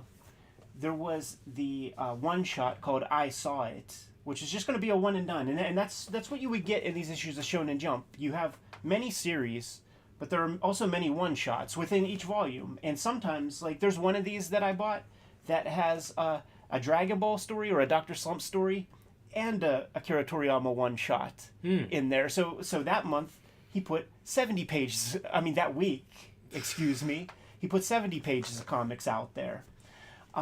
They would test the waters, like Fist of the North Star. It had a one-shot. It was very different than a post-apocalyptic story that is most popular, but they have those reader feedback forums. Feedback comes in, and it's like, we have to explore this again. We got to take this to the next level. How can we manipulate it to make it a series? That was the same deal with this, which is the first manga to be translated into English. It became a worldwide phenomenon just based on its flat-out importance. You know, this comic is written and created by somebody who lived through the atomic bombing of his hometown, and is one of the first manga to come to the States. You notice that in the early 80s, there is no Comics Code Authority stamp on this thing. And thusly, it did not get to be really distributed in schools. It wasn't on the newsstand. And the editors of Shonen Jump and Keiji Nakazawa really had nothing positive to say about the American readership and the American comics market. And they said that they flat out feel sorry for the Disneyfication that the children of America are growing up in these 1980s. So for all the... Boy, imagine their opinion today. Yeah, no doubt, man. So this is a precursor to Barefoot Gen, which is like the next round of hit manga that came from Shonen Jump in the 70s, where it documents the atomic bomb blast of Hiroshima, but also follows like, look, that's pretty ghastly stuff. Follows Keiji's career and how he becomes a mangaka and builds a career in comics. So it's 10-volume series. Handles the atomic bombing happens in volume 1. You deal with the immediate ramifications for the next 2 or 3 volumes, but then it becomes, you know, like a biography of a mangaka making his first one-shots and things like that. You see, and it's all kind of in this 45, 60-page edition right there, man. In the 80s, the pop stars started to become a thing, and once a year in Shonen Jump magazine, they would feature their mangaka in there as kind of like teen idols. That's so funny, those covers. Yeah, got a couple of them, man. Like, is that Stormtrooper outfits? I don't know about that. Certainly looks like it's derivative of those. Yeah. Then you got your football players. I think That's I really got funny too. One more of this. These football players, like their costume's so funny. They have the little collar pad tied neatly, like a little bow in the front. I know Toriyama well, and that is about it, man. I want this to be Bronson. I know, like me too. Like I feel like that should be the way it is. But it's fascinating going through this stuff, and you know, we talk about it often. Where we mention like how come there isn't, you know, the great hockey comic or the great tennis comic or something. And the truth is, like, you got to try it. Like you gotta sort of disabuse yourself of what you see being sold on the stands, and you have to make that comic. Like in the States, you would have to take a year or so to create a comic about a guy playing golf, put it out there and hope that you can find an audience. The beauty of Weekly Shonen Jump is that you can try a hockey comic out because you see that like Mighty Ducks is popular right now or something, and leave it to the survey to let you know if this is something to continue to pursue. My sweet spot is from 1980 to about 1991, and that's the stuff that I'm scooping up. This 2-color stuff to me is just about as good looking as comics can be. Yeah, I love it. Yeah, It's and they use really airbrush beautiful. too, you see. Yeah.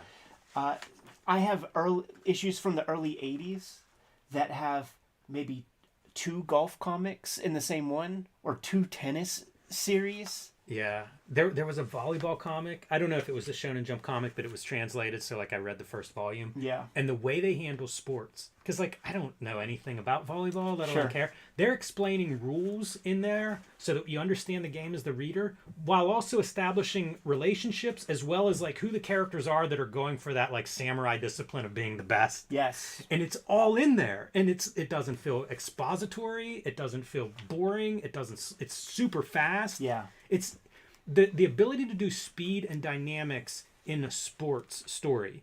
It's so paramount to make that like, because capturing a sport in a page is a challenge. You know, part of sports appeal is bodies flying around. You know, it's something that they've learned to do. You know what I mean? Like, look at this. You can believe that ball is sailing, man. That dude is swinging for the fences. He got a whiffer though. Yeah, man. Yep. If he'd have hit it, it would have been gone. But you notice you got newsprint, but blue ink. Mm-hmm. You got pink pages with black ink. You got blue pages with black ink. They're doing a lot of different stuff to keep the visual interest up, so that it doesn't just kind of fall away, become white noise as you're.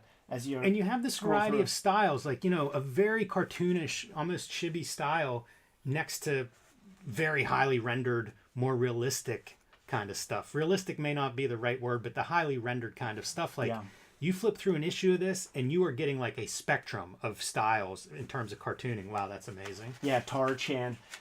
If this is not Tar-chan, it is certainly the artist who does it. That it's like the shit that guy gets away with, man, with nut sacks. And actually, if this is Tar-chan flies, and he does it by doing the bat wings with his nut sack. Like, he pulls his ball skin and creates like a hang glider, and that's how he travels from one place to the next. But this might not be the Tar-chan comic. It definitely is the artist, though. You know, that's another one of those ingredients that, again, any one of these volumes you can flip through and get, and it's that far-out imagination. Totally. Like, imagine picking up an Image comic and the guy flies by stretching his nutsack out. You know what I mean? Every story does have the same tenets of... And it's the stuff that that Frederick Schott mentioned in Manga, where the character starts out at a low level, and through perseverance and excellence, through perseverance and hard work, achieves excellence and mastery. Every single story is that. It's kind of Joseph Campbell in that way. Every single one of these stories. There's not one of them that isn't. And then think about what the big Shonen Jump hits are, and then you could see how it fits within those confines and things. You know, once again, I feel like this is a really different style that we haven't seen before. Yeah, absolutely. You can almost see the values of the artist, you know, in these hairstyles and clothing that doesn't show up in the previous story we were looking at. It is a pressure cooker. You're doing 16, 17 pages a week. Being judged harshly. That's the thing, man. Like, not only do you have those deadlines, but there are those surveys. So now you have that to worry about. But the editors in manga... I went to the editorial offices of Weekly Shonen Jump. And it's almost like there is an editor per series. So you get a dedicated guy who is there 24/7 to help you out. That editor is not sleeping the same way that you're not sleeping, so you have to rise to the occasion. They will just hang out at your place. Like, if the deadline is 4 a.m.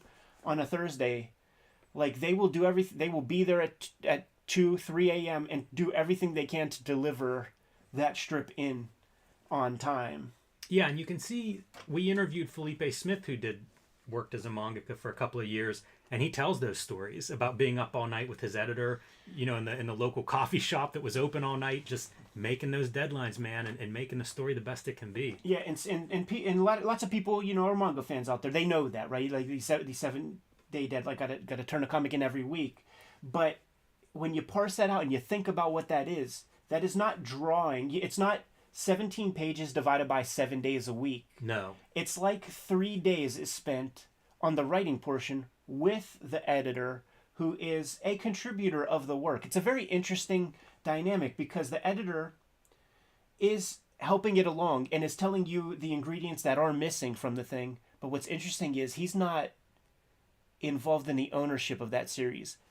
Shueisha does not own that series. You, the creator, own that series. And Shueisha, the company that publishes Shonen Jump, creates this vehicle for you to prosper in a giant way. And there are times where the mangas exceed the publication of the Weekly Shonen Jump. It is a hit factory. It is a hit-making factory. And because it's such a pressure cooker, and because so many people want to be a part of that, like, look at this. This is JoJo. I think it's only very recently JoJo got its own sort of animes within the past 5 years or something. It's been going since about 87 and has over 100 volumes. Yeah, and, you know, they measure these things out in the billions of dollars, these top properties and what they've generated from their manga sales. Absolutely. You know, take that home and think about it, because, like, we talk about the Marvel movies as generating $2 billion or whatever. Yeah. Fist of the North Star is a couple of $1 billion it's generated from manga sales. Absolutely. From comic book sales. Yeah, it's billions of dollars. Like this vehicle of Shonen Jump creates a platform for, on a weekly basis, these comics are a billboard for the tankobon that will be coming out. And then the inevitable anime series points to the comic. The toys point to the anime series, which points to the video game, which points back to the comic. The headquarters is Shonen Jump. The headquarters is the comic. But the derivatives that come, the licensing opportunities that come from these comics, like there's whole pachinko parlors with Hara Tetsuo artwork and Fist of the North Star characters all over them. There's whole pachinko parlors with Lupin the Third Monkey Punch artwork, and that's an income stream for the creators. It's so different, it's hard to wrap your mind around. This is the biggest running series in all of Shonen Jump history. There are 200 volumes of this comic. It'll never come to America because it's about a Japanese cop. That's this guy right here, and they say that it's so Japanese in the sensibility, in the conversations, in the concerns that it would be like too much effort to translate to people. But this is, I got my Shonen Jumps before I got Understanding Comics, which explained the very ornate backgrounds with the cartoony characters. But this strip always had such laborious backgrounds, and seeing this little douchebag, it was so curious to me. Never seen anything like it. Yeah, it's interesting. This is funny. 1990. I might have a volume here. No, I guess I don't. You will see some covers of Shonen Jump. I don't think I bought one. But it'll have a Formula One car on the cover. And there would be like a Formula One car comic strip. Shonen Jump, like it was doing so well in the 80s that it bought a little ad space on a Formula One car. That's cool. And just for 1 year, I think they said it cost $100 million for, or maybe it was just $1 million.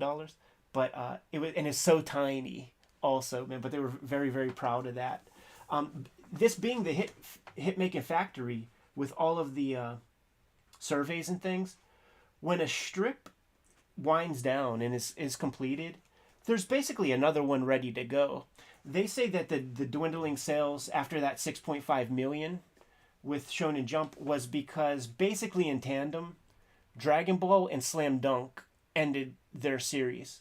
But picking up steam, Nature Abhors the Vacuum, Naruto and One Piece were newish at that time, which became, the next sort of heir apparents of the magazine. So there's always something ready to kind of take over. Do you think these guys ever have a chance to like look at other comics, to like look at the competition, to like look through an issue and see how they can improve their stuff compared to the other guys? Boy, they wouldn't have much time. Not at all, right? You'd look at stuff coming up, and then I assume you'd get the issues and maybe flip through them and see there is some variety, but it is still aimed at, same audience, same demo. Yeah. So you're not seeing the more extreme variations that are out there for sure. Right. But I don't know, man. I don't know how... Look, a lot of this stuff doesn't make sense to me. When you describe a 7-day week of like, okay, here's 20 pages of this next $1 billion franchise, it's inconceivable to me. Like, I think all the time about how they actually write in that drawn format and how, like, they're able to make that coherent. Because, like, I need a map, like, I need a writing thing to kind of have an idea of, like, what's the last page look like? Where am I going? Right. And if you're drawing and writing like they do, it's a very different process. It's almost a different way to think. So all of it seems hard for me to conceive, Ed. Yeah. So when do they read other comics? I don't know, but if they're into it, I bet they find a way. I mean, it would take me a month and a half to do one of these weekly installations, if I'm lucky. So our time management is definitely different. Yes. And this is before certainly iPhones and things like that, which can suck a person's time from them. Okay, so like, dude, here's an example. I think this multiple tennis. Yeah, pickleball. Is this not tennis? No, just tennis. I was just joking. It's 2 tennis manga and totally different looking. Yeah, it makes so much sense though. If you've got one that's a hit, I bet they'd get 20 submissions or ideas for like more tennis. Oh my goodness, here we go, guys. Akira Toriyama's Wow. Dr. Slump showing up here. Always such attractive splashes. Yeah, once again, I'm going to say, like, look at how it has to compete with ads. You know, like those ad graphics, yeah, they're concentrated visual art. Like, of course that's going to be an influence. So good. It's really interesting to read things like Milt Kniff interviews and then look at this stuff, because it's very different than the language we use in American comics to talk about, like, you're selling books. Dusty Rhodes, Oh yeah. even on his shorts. Yeah. You know, like I think these guys view it that way, as like, this is a commercial venture. Yeah, If their strip is not popular, they're out. Yeah. Go to Garo and do shit for free. Yeah. If you're gonna be an artist. And when I read like some of the old newspaper cartoonists in America, like these are the guys who would have been selling incomparable numbers because of Yeah. syndication and stuff Yeah. like that. They have the same mentality. Like, they are there to sell papers. Totally. And you know, these guys are here to sell copies of this magazine. Original Chic Wow. showing up in Kinnikuman. Wow. Gooch. I just read that Chic biography. Very good for the wrestling fans out there if you're interested. Hell of a story. What's real interesting to me, because like I bought 2 volumes from the years 1980 to 1991. That's my sweet spot. That's the stuff I love. The closer to the front you are, the bigger the push you're getting by Shonen Jump. Kinnikuman is never up front. It's like a reliable mid-card That's comic interesting. for Shonen Jump, but it never gets the whole deal. That Oof, some more of that baseball action. that Captain Tsubaba soccer manga that's in so many of these volumes. Is that this? It's not. Okay. It's not. It's a brunette boy. It might even be. Well, no, this is a little too early. Oh, dude, this is what I think it is. But there will be episodes of that Captain Tsubaba where it's him standing there thinking about the penalty shot he's about to kick, and maybe it ends with him kicking it. That's awesome. Like, there will be a whole episode of that. There is one Shonen Jump series that I think you would fucking love. To me, it's like OG Beasts of Burden, where it's like 4 or 5 different dogs in a dog pack, and like they got like swords and like they do, you know, they do missions. I always want to do a dumb animal team up comic, but the problem is, it's hard to draw animals. Fuck yeah. We might have to I think we're about dead battery there. Is it still recording? Still recording. Yeah, we'll wrap up. The other thing too is this it begins with a K, and the full title, they call it something like a small piece of it, but the title is a sentence, like a long sentence. It takes you 10 seconds to say the title of this comic, but it's always like one of those reliable mid-Carter kind of things that never gets, you know, too much attention. It's never number 1, but the guy turns his work in on time. Yeah, it's so funny to think of like a mid-Carter in a book like this. When you see these pieces, I often think like, yeah, this is the stuff that you could kind of imagine somebody kind of doing in a short time frame. And I wonder if it's the work, like the early work of a mangaka who hasn't yet established their studio. It's interesting, because I feel like the cartooning's super attractive. It's just this other style. It's much more of a cartoon heavy aesthetic. That's the thing that you have to negotiate as a mangaka at this level, but depending on like what you want in a career, you have to come up with the coolest style in the amount of time that you could get it done. That's a big chunk. When I was doing workshops in Denmark, like I working with the kids, like one of the things that I did like as a series of lessons was like, let's distill your favorite novel into a 4-page comic, a 9-panel grid, a 6-panel grid, you know, like 1-pager, to just try to like distill stuff down, but also give you super tight deadlines to come up with an attractive look, but getting it in on time. You know, that's a skill to have. It's a really good. I like that as an assignment. Yeah. That's real interesting. Yeah, this that style thing I think is a bigger deal now than it's ever been in American comics because of the wide variety of of publishers because there aren't house styles like there used to be. Yeah. And so like this is something that we now have to kind of like think about what style we want to draw in, what style fits the story, what style we can deliver on time, as you say. Right. It's very interesting to consider, and certainly in a book like these where you're seeing 20 stories or something, you really see it on display.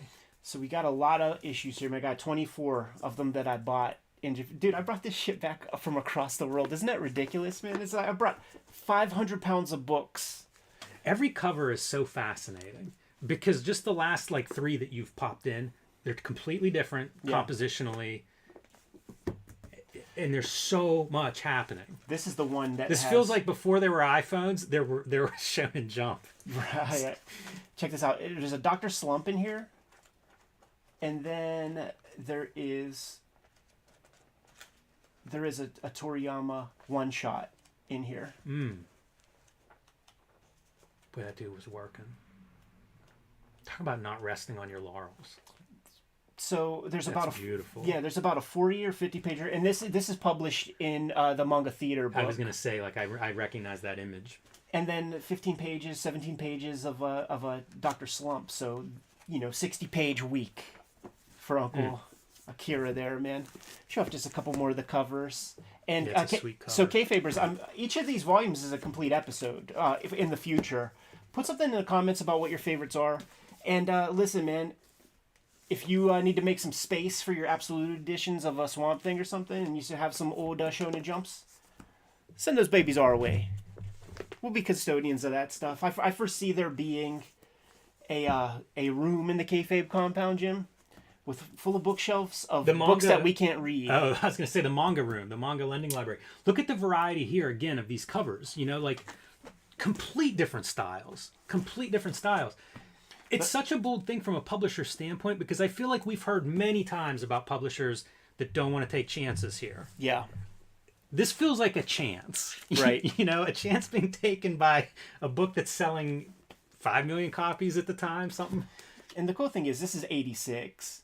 So like you could just buy any volume, even if it has like this kind of whack looking shit, will have a cheap price tag compared to like something that cool on the cover.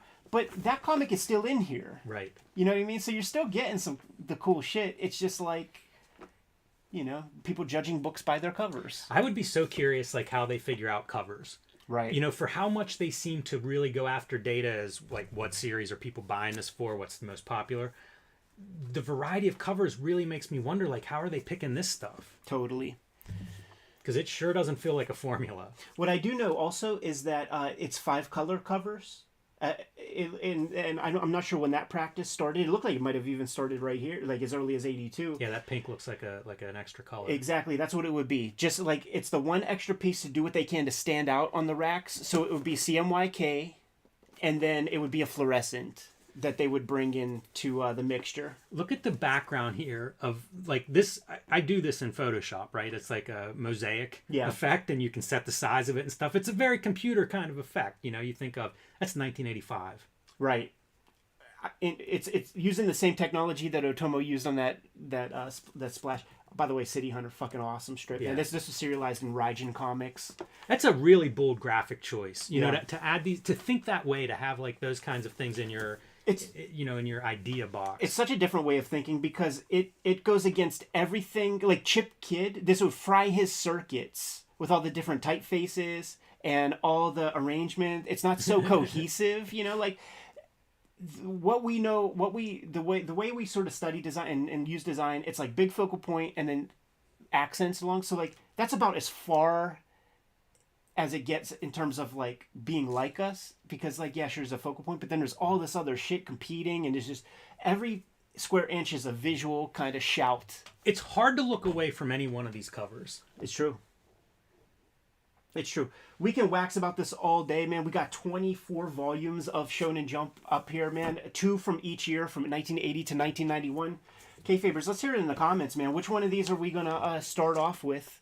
When we start going through these suckers one at a time, man. Put some stuff in the comments. And that's code for everybody to hit that 1986 button. Just mash the hell out of that.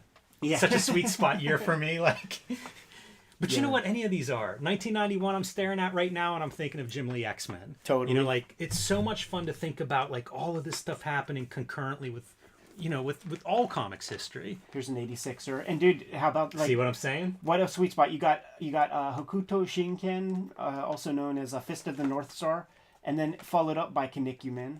That's a beautiful tag team. This is Akira Miyashita, who did this comic called Bakudan that I loved a whole lot. And Bakudan was only a 2 Tankobon series, didn't go anywhere. And look at that, Dragon Ball. Early Dragon Ball. Like, what a fucking year. Huh? That's what I'm saying. But Akira Miyashita is fucking awesome, too. There's your Captain Tsubaba series. That's him right there. There are Famicom games with that dude. Anyhow, I digress, man. We can talk about this all day. I'm very excited to talk about this. And like... with the information that we know, with what Shonen Jump is, like how can we use that for ourselves? Is there any way to crack a code? Is it a website that has weekly comics? Like how do we possibly exploit that kind of vehicle in America? Is it possible? You know, it's a conversation worth having. I feel like it's been tried several times, but for our own purposes, there's got to be lessons to learn. But I don't know what they are exactly, Ben.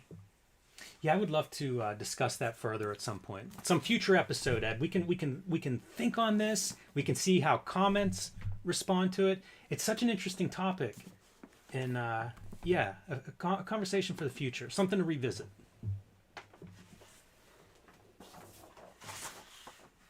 K-favors,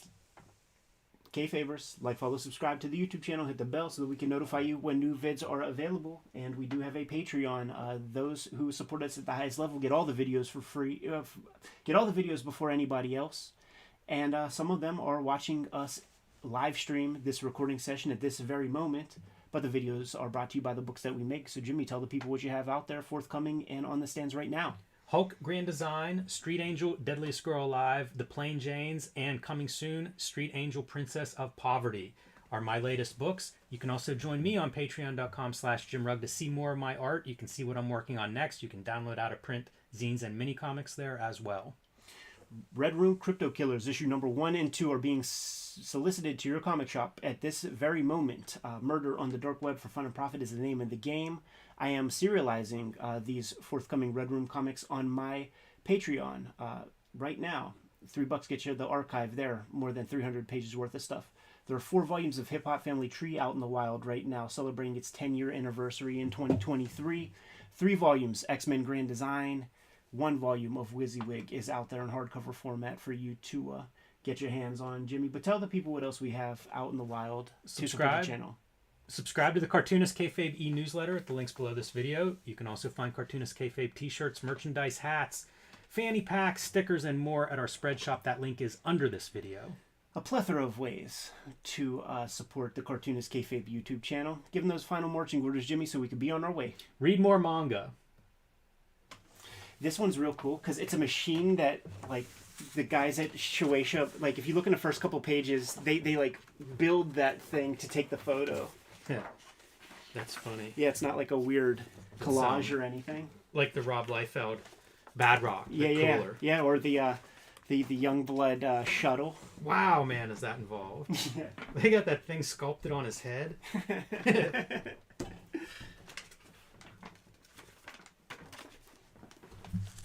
At the Shueisha building on the ground floor, there is a gallery right in it. Like, when you walk in, there's a little gallery space, and they had some shoujo shit whenever I was there, like, this last time. It didn't change.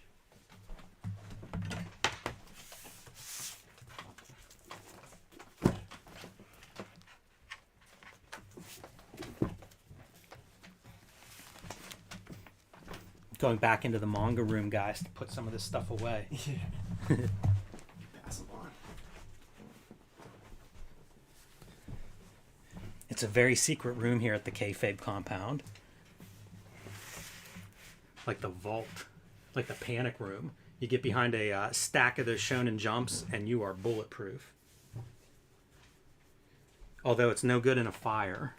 The room is out of control. That is not the place to hide whenever the fire alarm goes off. The room is out of control. like I just, it's way more important to me to ink a page than to sit there and organize that stuff right now. But I'm gonna just have to. I gotta bite the bullet. And by organize, I just mean push it in boxes, because the stacks are plentiful. Hey, we're switching. We're switching. And I emailed you the link. I could plug your phone in over there.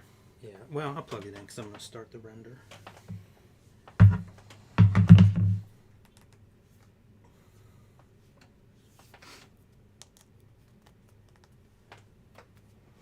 Oh, I'd be too embarrassed to give you a virtual tour of that room. We call it the Room of Knowledge. Nice.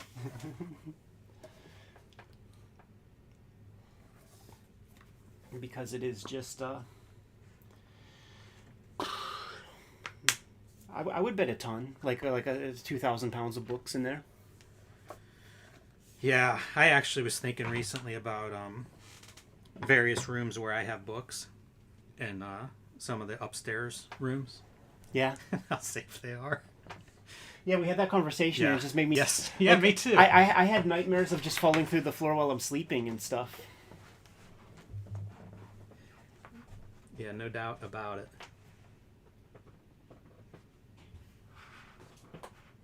2 more vids to do here, and then Jimmy and I are gonna break things down. Well, maybe we'll have a minute to hang out with you guys, and then get ready for Brian Bolland.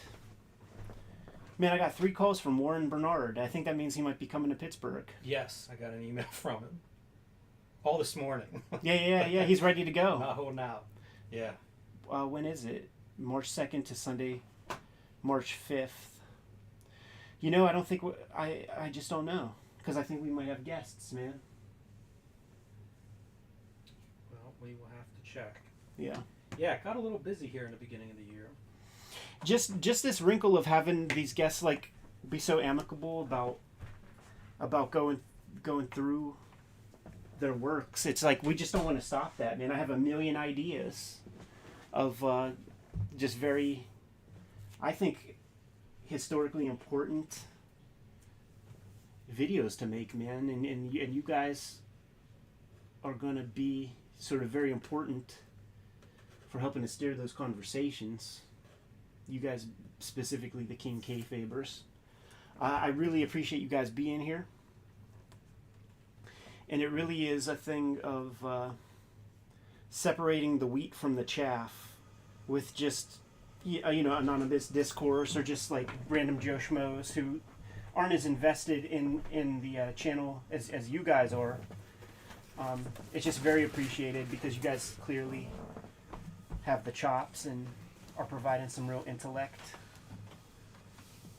and it's just helping. It's a big help. Have you thought about a climate-controlled storage space for some of it? I've actually thought about a second climate-controlled storage space. Yeah, I have a big chunk of collection in storage and climate control, and I don't know, man. It's hard to keep expanding in that direction. I got a big, I think it's 2,500 square foot, but I rent more than half. I took the smallest chunk for myself, but that's just not going to be possible forever. So, but part of my process is to surround myself with books. I fucking go through this shit randomly and just have so much visual data to keep inspired. I OD on fucking inspiration. I just have to look at stuff so much that I just don't want to be without it. So, Ed, this is one of those, me being a member.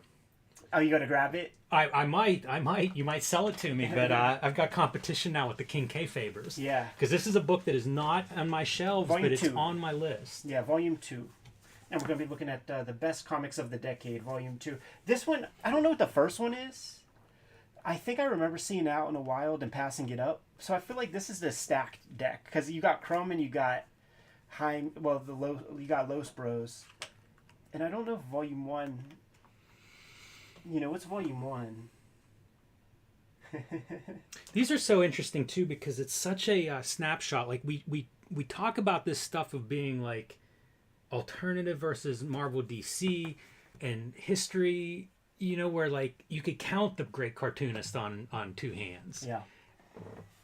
And it's such a snapshot of that period. Like, we've been living now in this time of like everything for so long. I forget what it was like back then. You know, like I mentioned earlier on a video, once eBay shows up, it's like then I could look at like Harold Gray Orphan Annie reprints, you know, stuff that I just didn't have access to. You know, you start tracking down, and now I feel like we've got it all. Like, none of it's too far away. Whatever comic you heard is good, or you've been, you know, thinking about, like, you can find it pretty fast. Yeah. Relatively affordable usually. And it's a different world. You know, if you're 30, you must look at some of these stories that we tell and just be like, what are you old men talking about? Yeah, it's that old shit, man. You're walking through snow to school bullshits. Save some of that energy, Jimmy. Give me one sec. Good to go. Welcome to Cartoonist Kayfabe. My name is Ed Piskor. I'm Jim Rugg. We have a Patreon out there, and I think that this book is going to be kayfabe affected. If you are a King Kayfaber on our Patreon, you have the opportunity to watch us live stream these recording sessions in real time, or hit the link in the Patreon. You could watch these videos whenever, but also you get all the videos delivered to you well ahead of time before anybody else, completely mitigating the kayfabe effect, which means that you get the first dibs on the comics that we talk about in the aftermarket. But these videos are brought to you by the comic books that we make. And on the stands right now, I have Red Room Trigger Warnings, Red Room The Antisocial Network trade paperbacks, but we're soliciting the next round of Red Room comics called Crypto Killers to your comic shop. Issue 1 and 2 are able to be ordered right now from your shop. It's the 10th year anniversary of Hip Hop Family Tree. There are 4 volumes of that. Please support that comic. X-Men Grand Design is in 3 volumes and 1 giant omnibus. And WYSIWYG, the hardcover, you can find in better comic shops everywhere. The time is now. Jim Rugg's Hulk Grand Design is out there in Treasury Edition format at your local comic shop. Scoop it up sooner than later, because you will regret it when everybody else buys them and there is a lull in printings. So don't let the fear of missing out bite you in the ass. Street Angel Deadliest Girl Alive is out there right now in its 2nd printing, and Princess of Poverty is going to be the next round of Street Angel collections sort of coming out sooner than later. And Plain Jane's, Jimmy's shoujo manga, is out in the wild. Now, you used to see this ad in the back of like Love and Rockets and Prime Cuts and that era of Fantagraphics comic. We are looking at the best comics of the decade, Volume 2. What a list of contributors, man. Just look at that cover first, man. You got Los Bros, Jaime and Gilbert represented there. You flip it on the back, you got Robert Crumb right there. But let's, for the podcast listeners at home, man, you got Sergio Aragones, Linda Berry, Mark Beyer, David Boswell, Charles Burns, Eddie Campbell, Paul Chadwick, Raj Chast, Dan Clowes, Robert Crumb, Kim Deitch, Will Eisner, Hunt Emerson, Joyce Farmer, Sherry Flanagan, Rick Gary, Larry Gonick, Los Bros, Christine Kreider, Carol Lay, Jerry Moriarty, Dan O'Neill, Dory Seda, Gilbert Shelton and Paul Mervides, Mark Allen Stamety, Jim Woodring, and Dennis Warden. Jimmy, this book represents probably the first time I read well more than half of those cartoonists' names that I just mentioned. I got this. This might be one of, like, say, maybe the first 5 to 10 trade paperbacks that I ever got my hands on. And what a beautiful opportunity to sample new cartoonists. Were you just blown away? Because I did not have anything like this early on. And I'm reading that list, and it is like, man, we have featured probably more than half of those artists. You know, like, that is an incredible list. Talk about aging well. I feel like many of those cartoonists went on to have much higher profiles than just making it into this volume in the 80s, you know? Yeah. And it just, like, there are these things, especially pre-internet, Rosetta Stones, tools, you know, like for a young cartoonist, this must have just made your brain grow 10 times or exactly something. That, man. Like, later, and dude, I got this in the Image era, right? Like after being sort of abused by those guys who were going for the short money and putting out garbage comics, I matured enough that like I was never there for the Witchblade shits. I was never there for like even the Authority and like all that kind of stuff. Like later for that, you grab this anthology. It gives you a couple dozen names. You read this, and the ones that you like most, go get those comics. Yeah, exactly. Just looking at pages, like his silhouette works so good. Yeah, that's Gilbert Hernandez for the people playing. Yeah. My bad there. And we've been looking at those as we continue to go through Love and Rockets. I think we've looked through the first several issues of those. I believe. Linda Berry, one of the best speakers I've ever seen. Yeah. An event with a comic book maker. Arnie Pook's Comique is this is her weekly strip that would have showed up in alternative weeklies across the country. Her along with Charles Burns and Matt Groening represent like that era of alternative comic artists who kind of created a new model, sort of based a little bit on the undergrounds, and just they created a niche for places for there to be comics. I knew her work at this point because I definitely saw Comic Book Confidential, which she was a part of, and there was an earlier anthology when I went to my library. Man, slim pickings as a kid, right? I would always get out comics by Les Daniels. I would get out some of these other weird books that were like how to make comics kind of things, but very old ones. We showed off one of those like on the channel. But there was a mid '90s anthology from maybe like a double day, like a proper Big Five New York book publisher. It's called Mind Riot, and I think it had a Peter Cooper cover. It's the first time I saw Carol Swain. I think maybe Phoebe Glockner was in there, and maybe one or two other comics that like cartoons that like really hit big. I'm saying that maybe they're all dope. It's been a long time since I saw that, but that was a really sweet anthology. That when it came to Pittsburgh, the Homestead Library, that I started to grab out regularly. So this was adjacent to that, and Charles Burns is a guy I knew from Comic Book Confidential also. So to get a couple of 3 pages, 4 pages. Look at of his Burns. drawing too. Like talk about something that would leave a mark as a reader. Oh, absolutely, man. Yeah, it's really strong stuff. Sherry Flanagan, once again, know her from Comic Book Confidential. So these are names. Like I could have got both volumes at the time. I chose this one because it had the most names that I recognized at the moment. The deck was stacked. Dan O'Neill was in Comic Book Confidential. Trotz and Bonnie, Comic Book Confidential. Carol Tyler, man, like one of people that I've grown super fond of in my professional career. She's such a sweet lady. I love to have dinner with her whenever we go to comic festivals and things. Yeah, and somebody who really continued to develop over the next several decades. Like a lot of these cartoonists, I feel like their best work is after this, which is really cool. Like if you hopped on this is the 80s, right? So if you'd have grabbed this in the 90s and then just start following these cartoonists, like some of their best work lay ahead. It's true.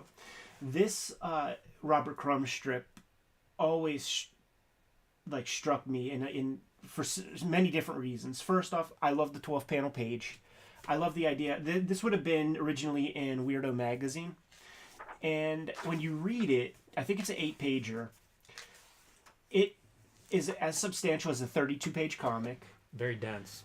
We know his sketchbooks, and we know the looseness of the hand and stuff, and he uses rapidograph. This is inked with rapidograph, but it's way tighter, so it suggests that it was penciled ahead of time. But it's really cool to see that tool that he uses in his sketchbooks, like how he applies it to a comic that he intends to be put out in the world for publication. And you can compare it with, 1980, whatever year this is, 1982, sketchbook material. Like we have that. I have the Taschen book right in the other room. And you can see the wobbliness of the line compared to like the more kind of confident hand that is being applied to the printed comic page stuff. I look at the lettering and how small it is here, and it really makes me wonder, like, how big are these originals? Yeah, they might be too up. I doubt it. He does not draw that big. That was like one of those revelations at the Pittsburgh Biennial, the Carnegie Biennial, when all his work was there. Even like his old, like it was barely like an 11 by 14 paper.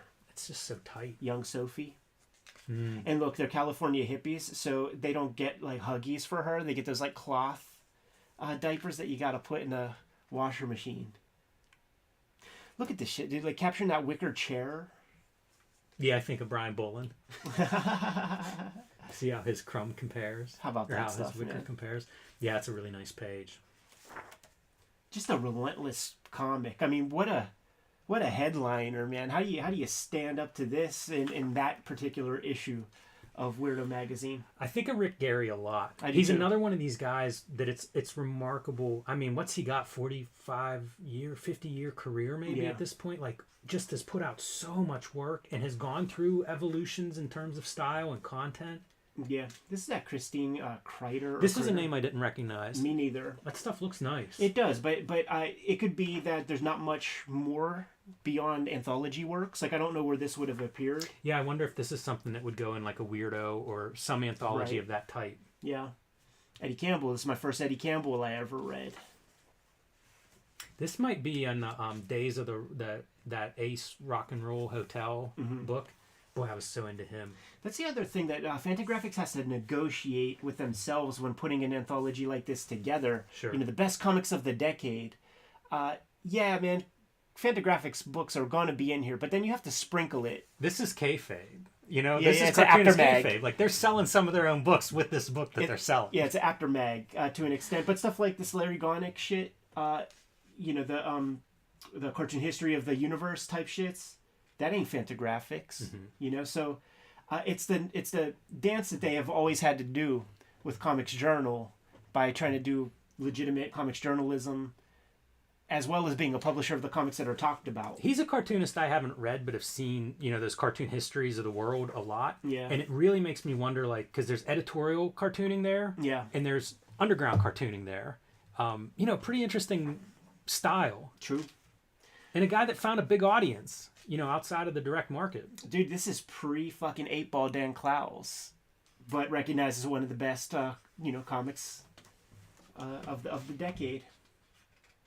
Surely this is from Weekly Papers, I would imagine. Yeah, it looks like it. And I have picture books of his. A very detailed picture book illustrator type art. I think he's New Yorker, that kind of stuff, but has done some really cool stuff. Dennis Warden, a staple of 80 anthologies. I've never read Stick Boy. I've seen tons of it and just never read it. Some Will Eisner stuff. Probably this would have been serialized in like a Will Eisner quarterly from Kitchen Sink. Love to see Sergio in here. Yes. You know, like it makes so much sense to put him in a book like this. Makes me curious where that would have appeared. Could have been a Mad. Could have been who knows. And then what. if Like, it that guy is- was all over the place. Yeah, I mean it's that silent stuff like in Mad, a Mad look at. Yeah. But then fuck, now you got to license that. Carol A. I think this might be showing up in the next issue of Love and Rockets that we have to cover, issue 5. But a story I read endlessly. I've come to all of the Love and Rockets. Well, no, I've come to a lot of them after the fact. I think Yeah. I started with them, man, in the late 40s of that Right, first yeah. volume. So all of that stuff is later, and I never think about like where it lines up year wise because Right. I come after, and it makes me really curious to like kind of do that. Like, what is coming out in 1984, 1985? You know, like any of these time periods. That's fun. Yeah, because it starts out in 82. So like what is the direct market landscape? Yeah, exactly. Miss Mystic Comics. Wow. Mark Beyer. I really like his stuff. Like, he was one of those early alternative cartoonists for me. Like, when I saw it, it was really easy to read for some reason. Because Right. it's strange, you know, nobody's comics look like his. But at the same time, I found them really accessible. Yeah, this pushed out into the wider culture. You know, I guess this is Amy and Jordan. It looks like them, right? This pushed out into the wider culture by way of Liquid Television in the 90s. That program on MTV, that program used several raw artists in different features. Drew Friedman was a part of a couple of animations. Dog Boy, the Charles Burns character Very that he peculiar. serialized. Yeah. It was an actual like live action serial where everybody's hair was like plastic helmets. There was Mark Beyer. Look at how fine his line work is. Oh, for sure. Like, I'm looking at the parallel lines and the dots. Like, there's such fine lines. Like, man, that's Yeah. about 2 days of just drawing those parallel lines. Kim Deitch. Man, This might be my strip from this I could see this that. issue. This might be my standout, my highlight. When I started reading alternative comics, I think Stuff of Dreams around that time was I got hold of, and it was just blew my mind. Dan O'Neill, once again, knew him from Comic Book Confidential, big part of the Air Pirates. Yep. Odd Bodkins, I believe. I like that drawing style quite a bit. I do now. When I was a little kid, I couldn't make heads or tails, and I was like, "What is that?" Like, I'm definitely going to get to become a cartoonist if this is my I competition. really like this kind of organic hatching, which you don't see that often. Yeah. And to make it work, I'm a fan of. Yeah, it's actually an amazing comic, and I think maybe even this image is what Paul Mervides is like boxing or drawing in the Comic Book Confidential. Like whenever you see their name and their portraits, I think it might be that. The stuff is so doodly. And then look at that. Look at how it ends. Yeah, wow. No idea where that would appear. When in doubt, I just say weirdo. Yeah, I wonder, like... Because there's few vectors. Yeah, when is World War III being published? Yeah. That might have been a 90s book. It like, I do have so many of these just blank spots. Ross Chast bringing that New Yorker vibe to this publication. Jerry Moriarty, Jack Survives, coming from Raw. Got his own one-shot. I just added concrete. Like, I have a running list of like stuff to do on kayfabe, and I just added concrete to it. Yeah. It's cool to see that included here. Like, I think about that book a lot. We've had some guests who talk about it. Yeah. And I think it's one of those, like, of the time, just a comic out of time. Sure. And I mean, in relation to this 2-set volume, this is the, one of these is not like the other of both volumes, certainly. Come from Dark Horse, very kind of straight up, what they would call ground level comics, superhero adjacent kind of comic. It is a really odd combination of stuff. Yeah. Like if you did that now, I feel like certain edges would be rounded in a way that would make it the Hollywood pitch or something. But there are these qualities that are just raw in that book that make it so interesting now looking back. Richard Sala, we lost him during the course of kayfabe being released. He by the way, he gets several Liquid Television shorts. I like his stuff a lot. Yeah. I remember when he passed and you would see people memorializing him and talking about him, and it was it was just a who's who of great cartoonists. I put Hunt Emerson in that Larry Gonick category where I've seen his stuff a lot, but it's that same kind of cartooning that is like, I acknowledge it, but it's not interesting to me. I don't care about it. I don't think I ever read this. And for no reason. It just doesn't, you can't read everything. Dori Sato was a revelation to me. And, we lost her very, very early. I don't know that she put out enough comics to yield like a 32-page comic. I think there might be like one collection, but she would appear in the pages of Weirdo, probably living in San Fran or thereabouts, so that like Crumb could like get hold of this stuff to put it in the mag. But this 2-pager like was very important to me. This is probably strip number 2 after that Kim Deitch one to me. Yeah, not what I would have expected. That's really interesting. like there's a weird version where David Boswell here. Yeah. Almost a weird like Paul Chadwick-esque, like within this grouping, it's a strange collection. Yeah. Yeah, totally. And it's just a weird comic in general. It is, for sure. Boy, and a lot of issues of it. A lot of pages of that out there. Yeah. Joyce Farmer. Boy, that's some pretty interesting drawing. When I was doing Hip Hop Family Tree stuff, like Volume 2, went to the Miami Book Festival, and I went there from Seattle, and the Fantagraphics people were kind of like rounding up all the Fantagraphics guys and girls who are going to the Miami Book Festival, and Joyce Farmer had a book out when Hip Hop 2 came out. Man, she was down there. I think that's one of the most interesting things of this collection is just what these cartoonists went on to do, many of them. Yeah. And how long they continued to be active. I mean, several of them are still making comics today. Sure. Jim Woodring from the Jim era. Boy, that's an interesting one to think of the direction his career goes. Yeah, I mean, but it's another guy who's been active to this day. It's a autobiographical strip. Yeah, and you can almost imagine his drawing moving in the direction of a concrete. It's very figurative here. Not a stretch to think like you could revise this a little bit and get your job at Marvel, or certainly at Dark Horse or something. So here is the actual Rosetta Stone for young Eddie P. where you read the comics and the ones that you gravitate to most, go back to the biographical notes, and you read every section of these books, especially when you have maybe 5 trade paperbacks in total and Yes, right. 2 boxes of comics. So like I'm now installing data into my mind of like the various comics that these people were participating in and things. So now this gives me the next round of stuff to hunt for, because Darkhawk ain't doing it. Yeah, this is how it used to be done. Yeah. And It's I guess very it's private. much less information, so you could kind of store this stuff in your head or on your list or whatever. But it was a small list, and it is the formative years too. So like that stuff is going in there and sticking. But it does also make me reflect on like how private it was, where like I had no person to talk to about this stuff. There's nobody who knew this kind of shit in my life. I didn't start talking about comics until I met you. Yeah, and I mean, this is pretty selective. You could walk into most comic book stores and people would be like, Carol Tyler, I don't know Exactly what you're looking for. Exactly. Sorry, Jerry Moriarty, I never heard of him. It's very true. And like, Ides would have probably been my big spot for stuff. And they didn't know. So it was very cheap to be able to get your hands on so much of this stuff. It would they would get it for whatever they would get it from the distributor. It would not sell, it would become dead stock.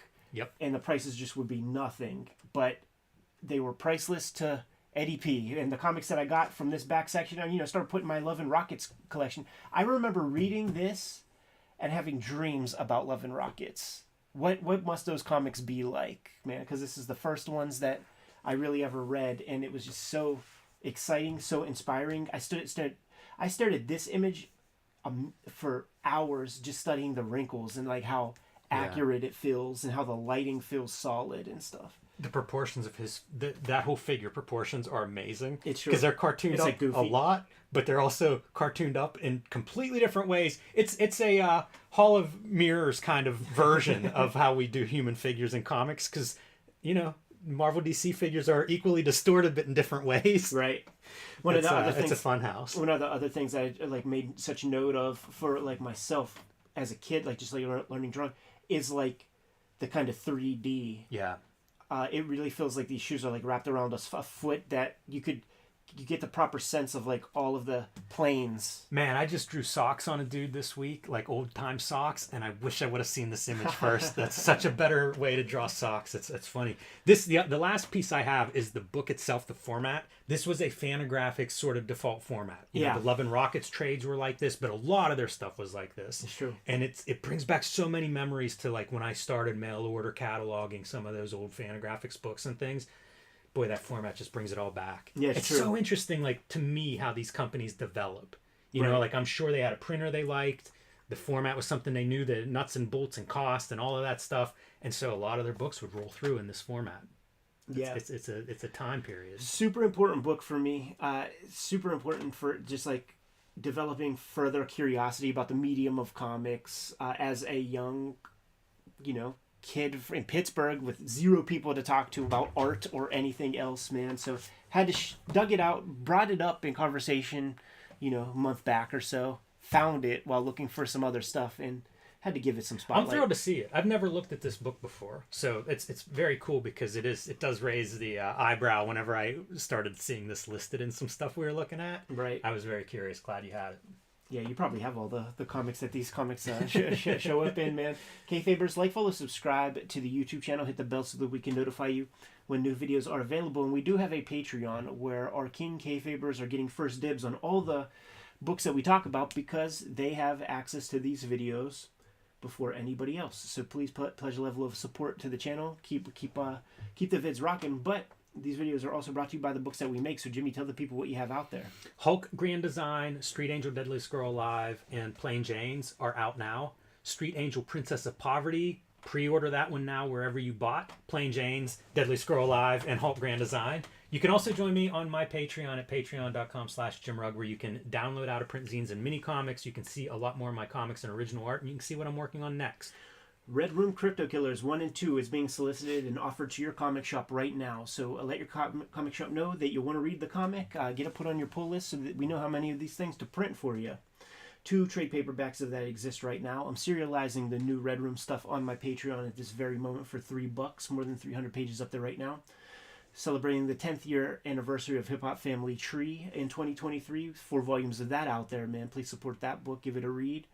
X-Men Grand Design, 3 volumes of that, and WYSIWYG is out there. Jimmy, tell the people what else we have going on Cartoonist Kayfabe-wise. Subscribe to the Cartoonist Kayfabe newsletter at the links below this video. You can also find Cartoonist Kayfabe t-shirts, merchandise, mugs, hats, fanny packs, stickers, and more at our spread shop. That link is also under this video. Another great way to support the channel. Give them those marching orders. We'll be on our way. Read more comics.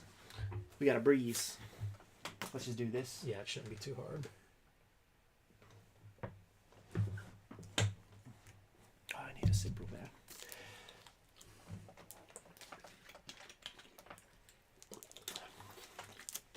Yeah, so we're going to be talking to a Brian Bullen at 9 p.m. his time, which is 4 p.m. our time. And we got to get this one. Let's try and make it a 15-minute-er. Yep. Not too much story content, so it ain't going to be that much of a problem. Hit that for me, Jimmy. Welcome to Cartoonist Kayfabe. My name is Ed Piscor. I'm Jim Rugg. Deathmate Black is going to be the subject of today's video. But first, got to let you guys know that we have a Patreon in the description below this video. And the people who support the Patreon get videos before anybody else. And if you are at the highest level of support, you're getting all the videos before anybody else gets to see them. And you are watching us stream this video recording session in real time, thus mitigating the kayfabe effect. The videos are also brought to you by the books that we make. This is our bibliography. I have I have Red Room Crypto Killers issue 1 and 2 being offered to comic shops right now. 2 trade paperbacks of Red Room are out there in the wild as we speak. 4 volumes of Hip Hop Family Tree, which is celebrating its 10-year anniversary. 3 volumes of X-Men Grand Design, and WYSIWYG is out there. Jimmy has the Treasury edition of Hulk Grand Design out in the wild. Kayfabers, support that book, man. Can't wait to get that on the bookshelf. Street Angel Deadliest Girl Alive is also on the stands right now, but keep your eyes peeled for the forthcoming Street Angel Princess of Poverty. And Plain Jane's is on the racks right now as we speak. Jimmy, I do think that this time nobody's in any danger of the kayfabe effect striking where Deathmate Black is concerned, man. This was very early on. This was one of the books that I had that like skyrocketed in value as per Wizard Magazine before the some of the other stuff that I had. Skyrocketed in value. They probably only printed 300,000 of these. And of course, that's due to the first appearance of Gen 13, I think would have been that's it. Reason for speculating. That is it, man. This is the Homage Studios version of Deathmate, whereby we previously looked at Deathmate Red, which was the Extreme Studios. It's Rob Liefeld's crew did a Deathmate comic, and the conceit of Deathmate is that Valiant Comics was supposedly popular at the time. Image Comics is popular at the time. We're going to do a crossover. The Image guys are going to like just do the whole kit and caboodle using their studios on a set of Deathmates. Valiant, you guys could go the Michael Jordan color scheme, by the way, the red and black volumes. Yes. And then the Valiant, you guys could go do yours with your little hand color washes. Blue and yellow. Yeah. And go have fun with that. So we're looking at the Jim Lee Mark Silvestri brand of Deathmate, and looking at the interior front cover here, man.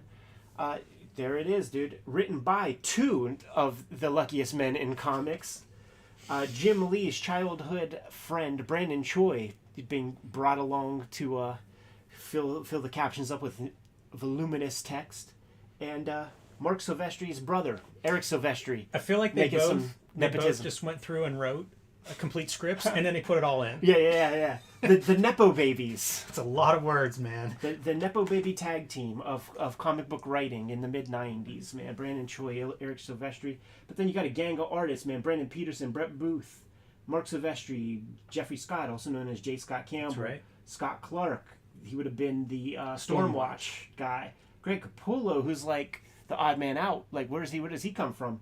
Yeah, it's interesting. You feel like these guys, these image dudes, are all flirting with like, who's hot at Marvel? Who do we like? Who might we try to recruit into our circles?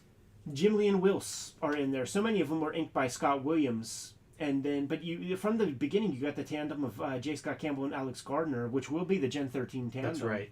And the benefit of putting Scott Williams on so many of these as an inker is it does tie the book a little bit together. Like I went through and I put post-it notes in here to try to keep the artist straight. There'll be a couple blurred areas, I think.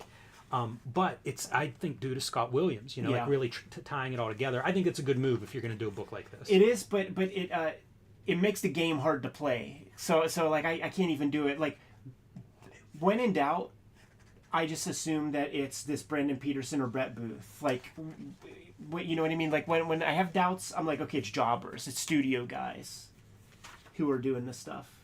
But then a piece like this, it's like, that might be Mark. Oh, you chose Brett. I went with the order that they're listed in inside the front cover. Mm-hmm. That's basically the way I ordered them. And for the most part, I think it adds up. But there are weird things. Like this is weird to me to be Brett Booth, and I don't know his work very well, but I think of him as like a Jim Lee crossed with Todd McFarlane. Yeah. Style-wise. And that's not what I see here, but it's just more of like figuring out spacing. I think the style changed from the previous couple of pages. Yeah. Look what the image guys do with Turok. They make him Warpath from X-Force. That should be the Greg Capullo section, for the time. Yeah, totally. It's funny how there'll be like certain awkward elements too. Like trying to go through here and figure out which artists are which was a real challenge in that regard. Like this is a very bizarre tangent where you've got two arms coming out of the same delt.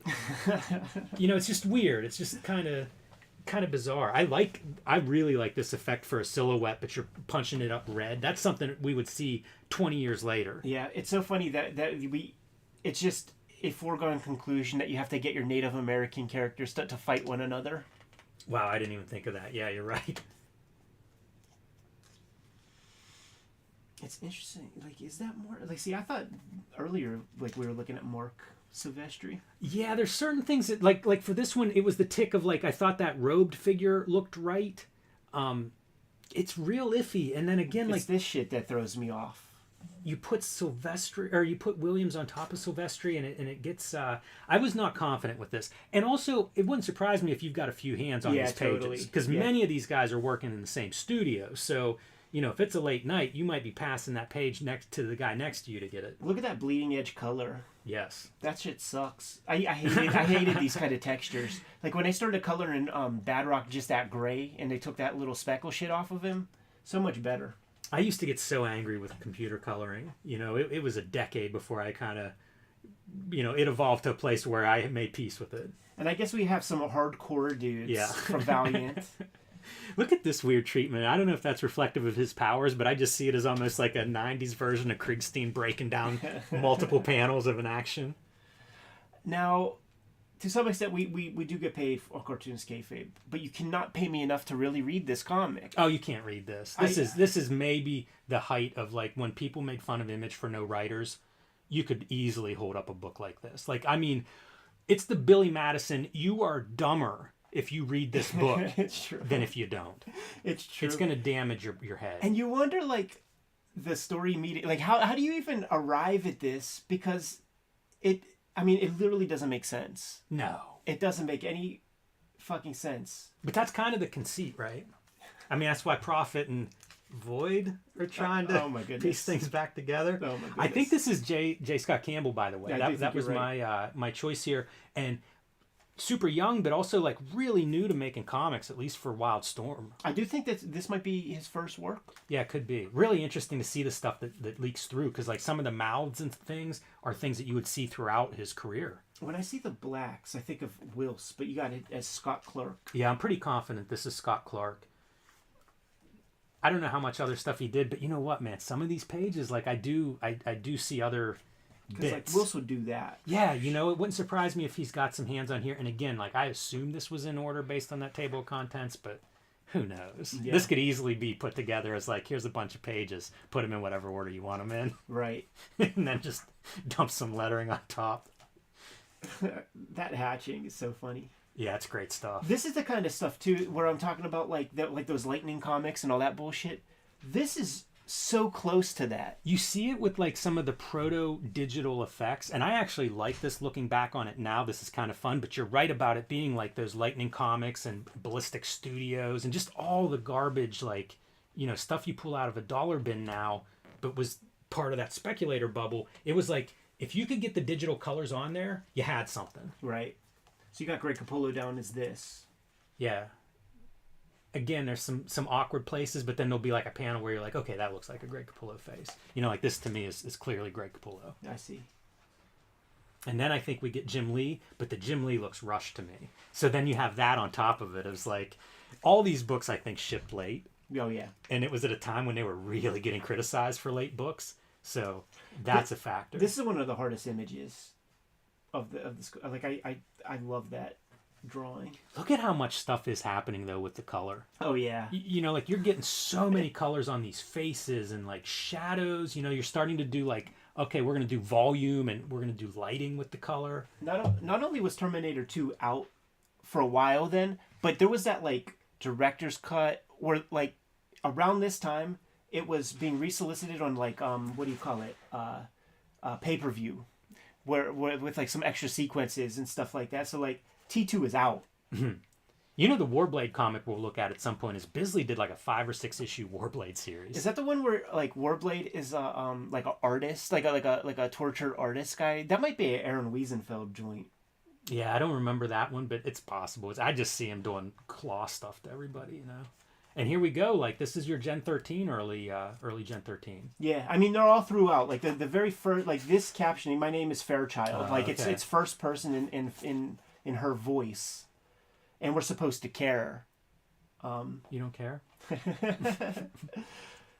Okay, man. Seeing all this black, that was definitely Scott Clark, who did those pages that I said might be Will's, because that.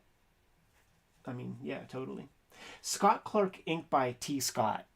Jesus fuck. Yeah, there were a lot of names floating around at that time. Pogs is out there. Wizard Magazine is out there, and a couple rounds of Top Cow books. Yeah, probably, possibly the best-selling Top Cow book, Codename Strikeforce. Is that true? Nah, it's got to be Cyberforce, right? It has to be Cyberforce. Yeah. But this is a top 5 book the year that it's released. Right, I see. Which is wild. And to date things, Wizard Magazine number 27, we have an issue that we did about that one. I don't think this was the cover. I think it was the Deathblow cover. And because it was it was the oldest Wizard Magazine I had as a kid. And they were promoting, you could win a stand-up Mortal Kombat console. This was like the most hyped crossover probably for me. Talk about the thing I was most ready for. Talk about selling sizzle and no It steak. delivered nothing. Zero. This is probably one of those changing moments for me where it's Yeah. like, you know what? I'm out. You guys have abused me enough. Yeah. You list all my favorite artists and then you give me this Yeah. and I'm angry and I'm done with you. The cool thing to think about, like, not the cool thing, but like, it is an abuse. They took advantage. They sold shit.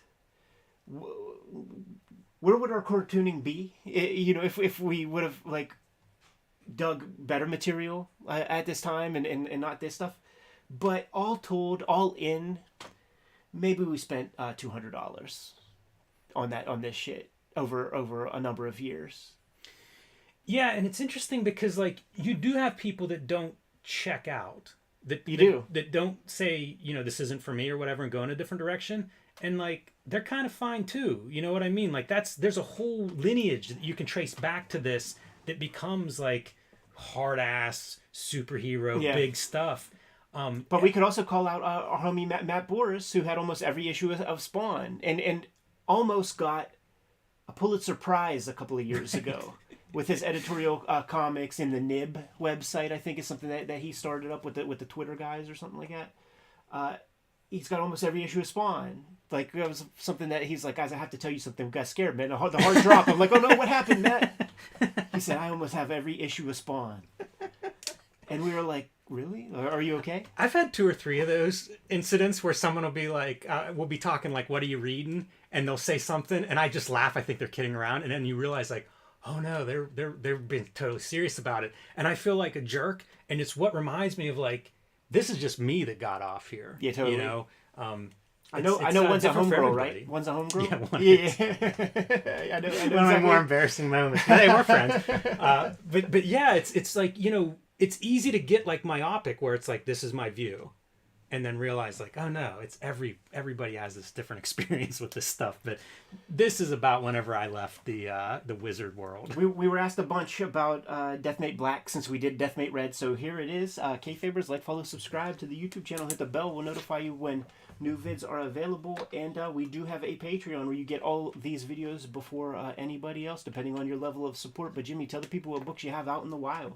Hulk Grand Design, Street Angel Deadliest Girl Alive, and The Plain Jane's out now. Street Angel Princess of Poverty, pre-order that one right now. And join me on patreon.com/JimRugg, where you can download out-of-print zines and minis. You can see some of my process, and you can see some of what I'm working on next. Red Room Crypto Killers issue 1 and 2 on the stand. Red Room Crypto Killers issues 1 and 2 being solicited to your comic shop right this moment. Let your shop know that you want it so that we know how many to print. Two trade paperbacks of Red Room are out there in the wild right now. We're celebrating the 10-year anniversary of Hip Hop Family Tree. Scoop those comics up. 3 volumes of X-Men Grand Design are out there on your comic book store shelves. And 1 volume of WYSIWYG is available to read and check out. What else do we have out there, Jimmy? Cartoonist Kayfabe related. Subscribe to the Cartoonist Kayfabe newsletter at the links below this video. You can also find Cartoonist Kayfabe t-shirts, merchandise, mugs, fanny packs, stickers, and lots more at our spread shop. That link is under this video also. Another great way to support the channel. Given those marching orders will be on our way. Read more comics. And there it is, Kayfabers. That is our week's worth of videos, with the exception of this Brian Ballin one that we have to shoot in 20 minutes. So we're going to tear down. Thank you guys so much for joining us. And this is a later session than we're used to doing. I'll try to get that Ballin one up tonight, but we've been waking up at 5 a.m. these days, man. So bear with us. We'll do everything we can to get these vids to you as early as possible. But thank you for supporting the channel at this level. More stuff to follow, man. Next Thursday we got another big one set up and ready to go. So join us then. But we're going to go move everything to the other room.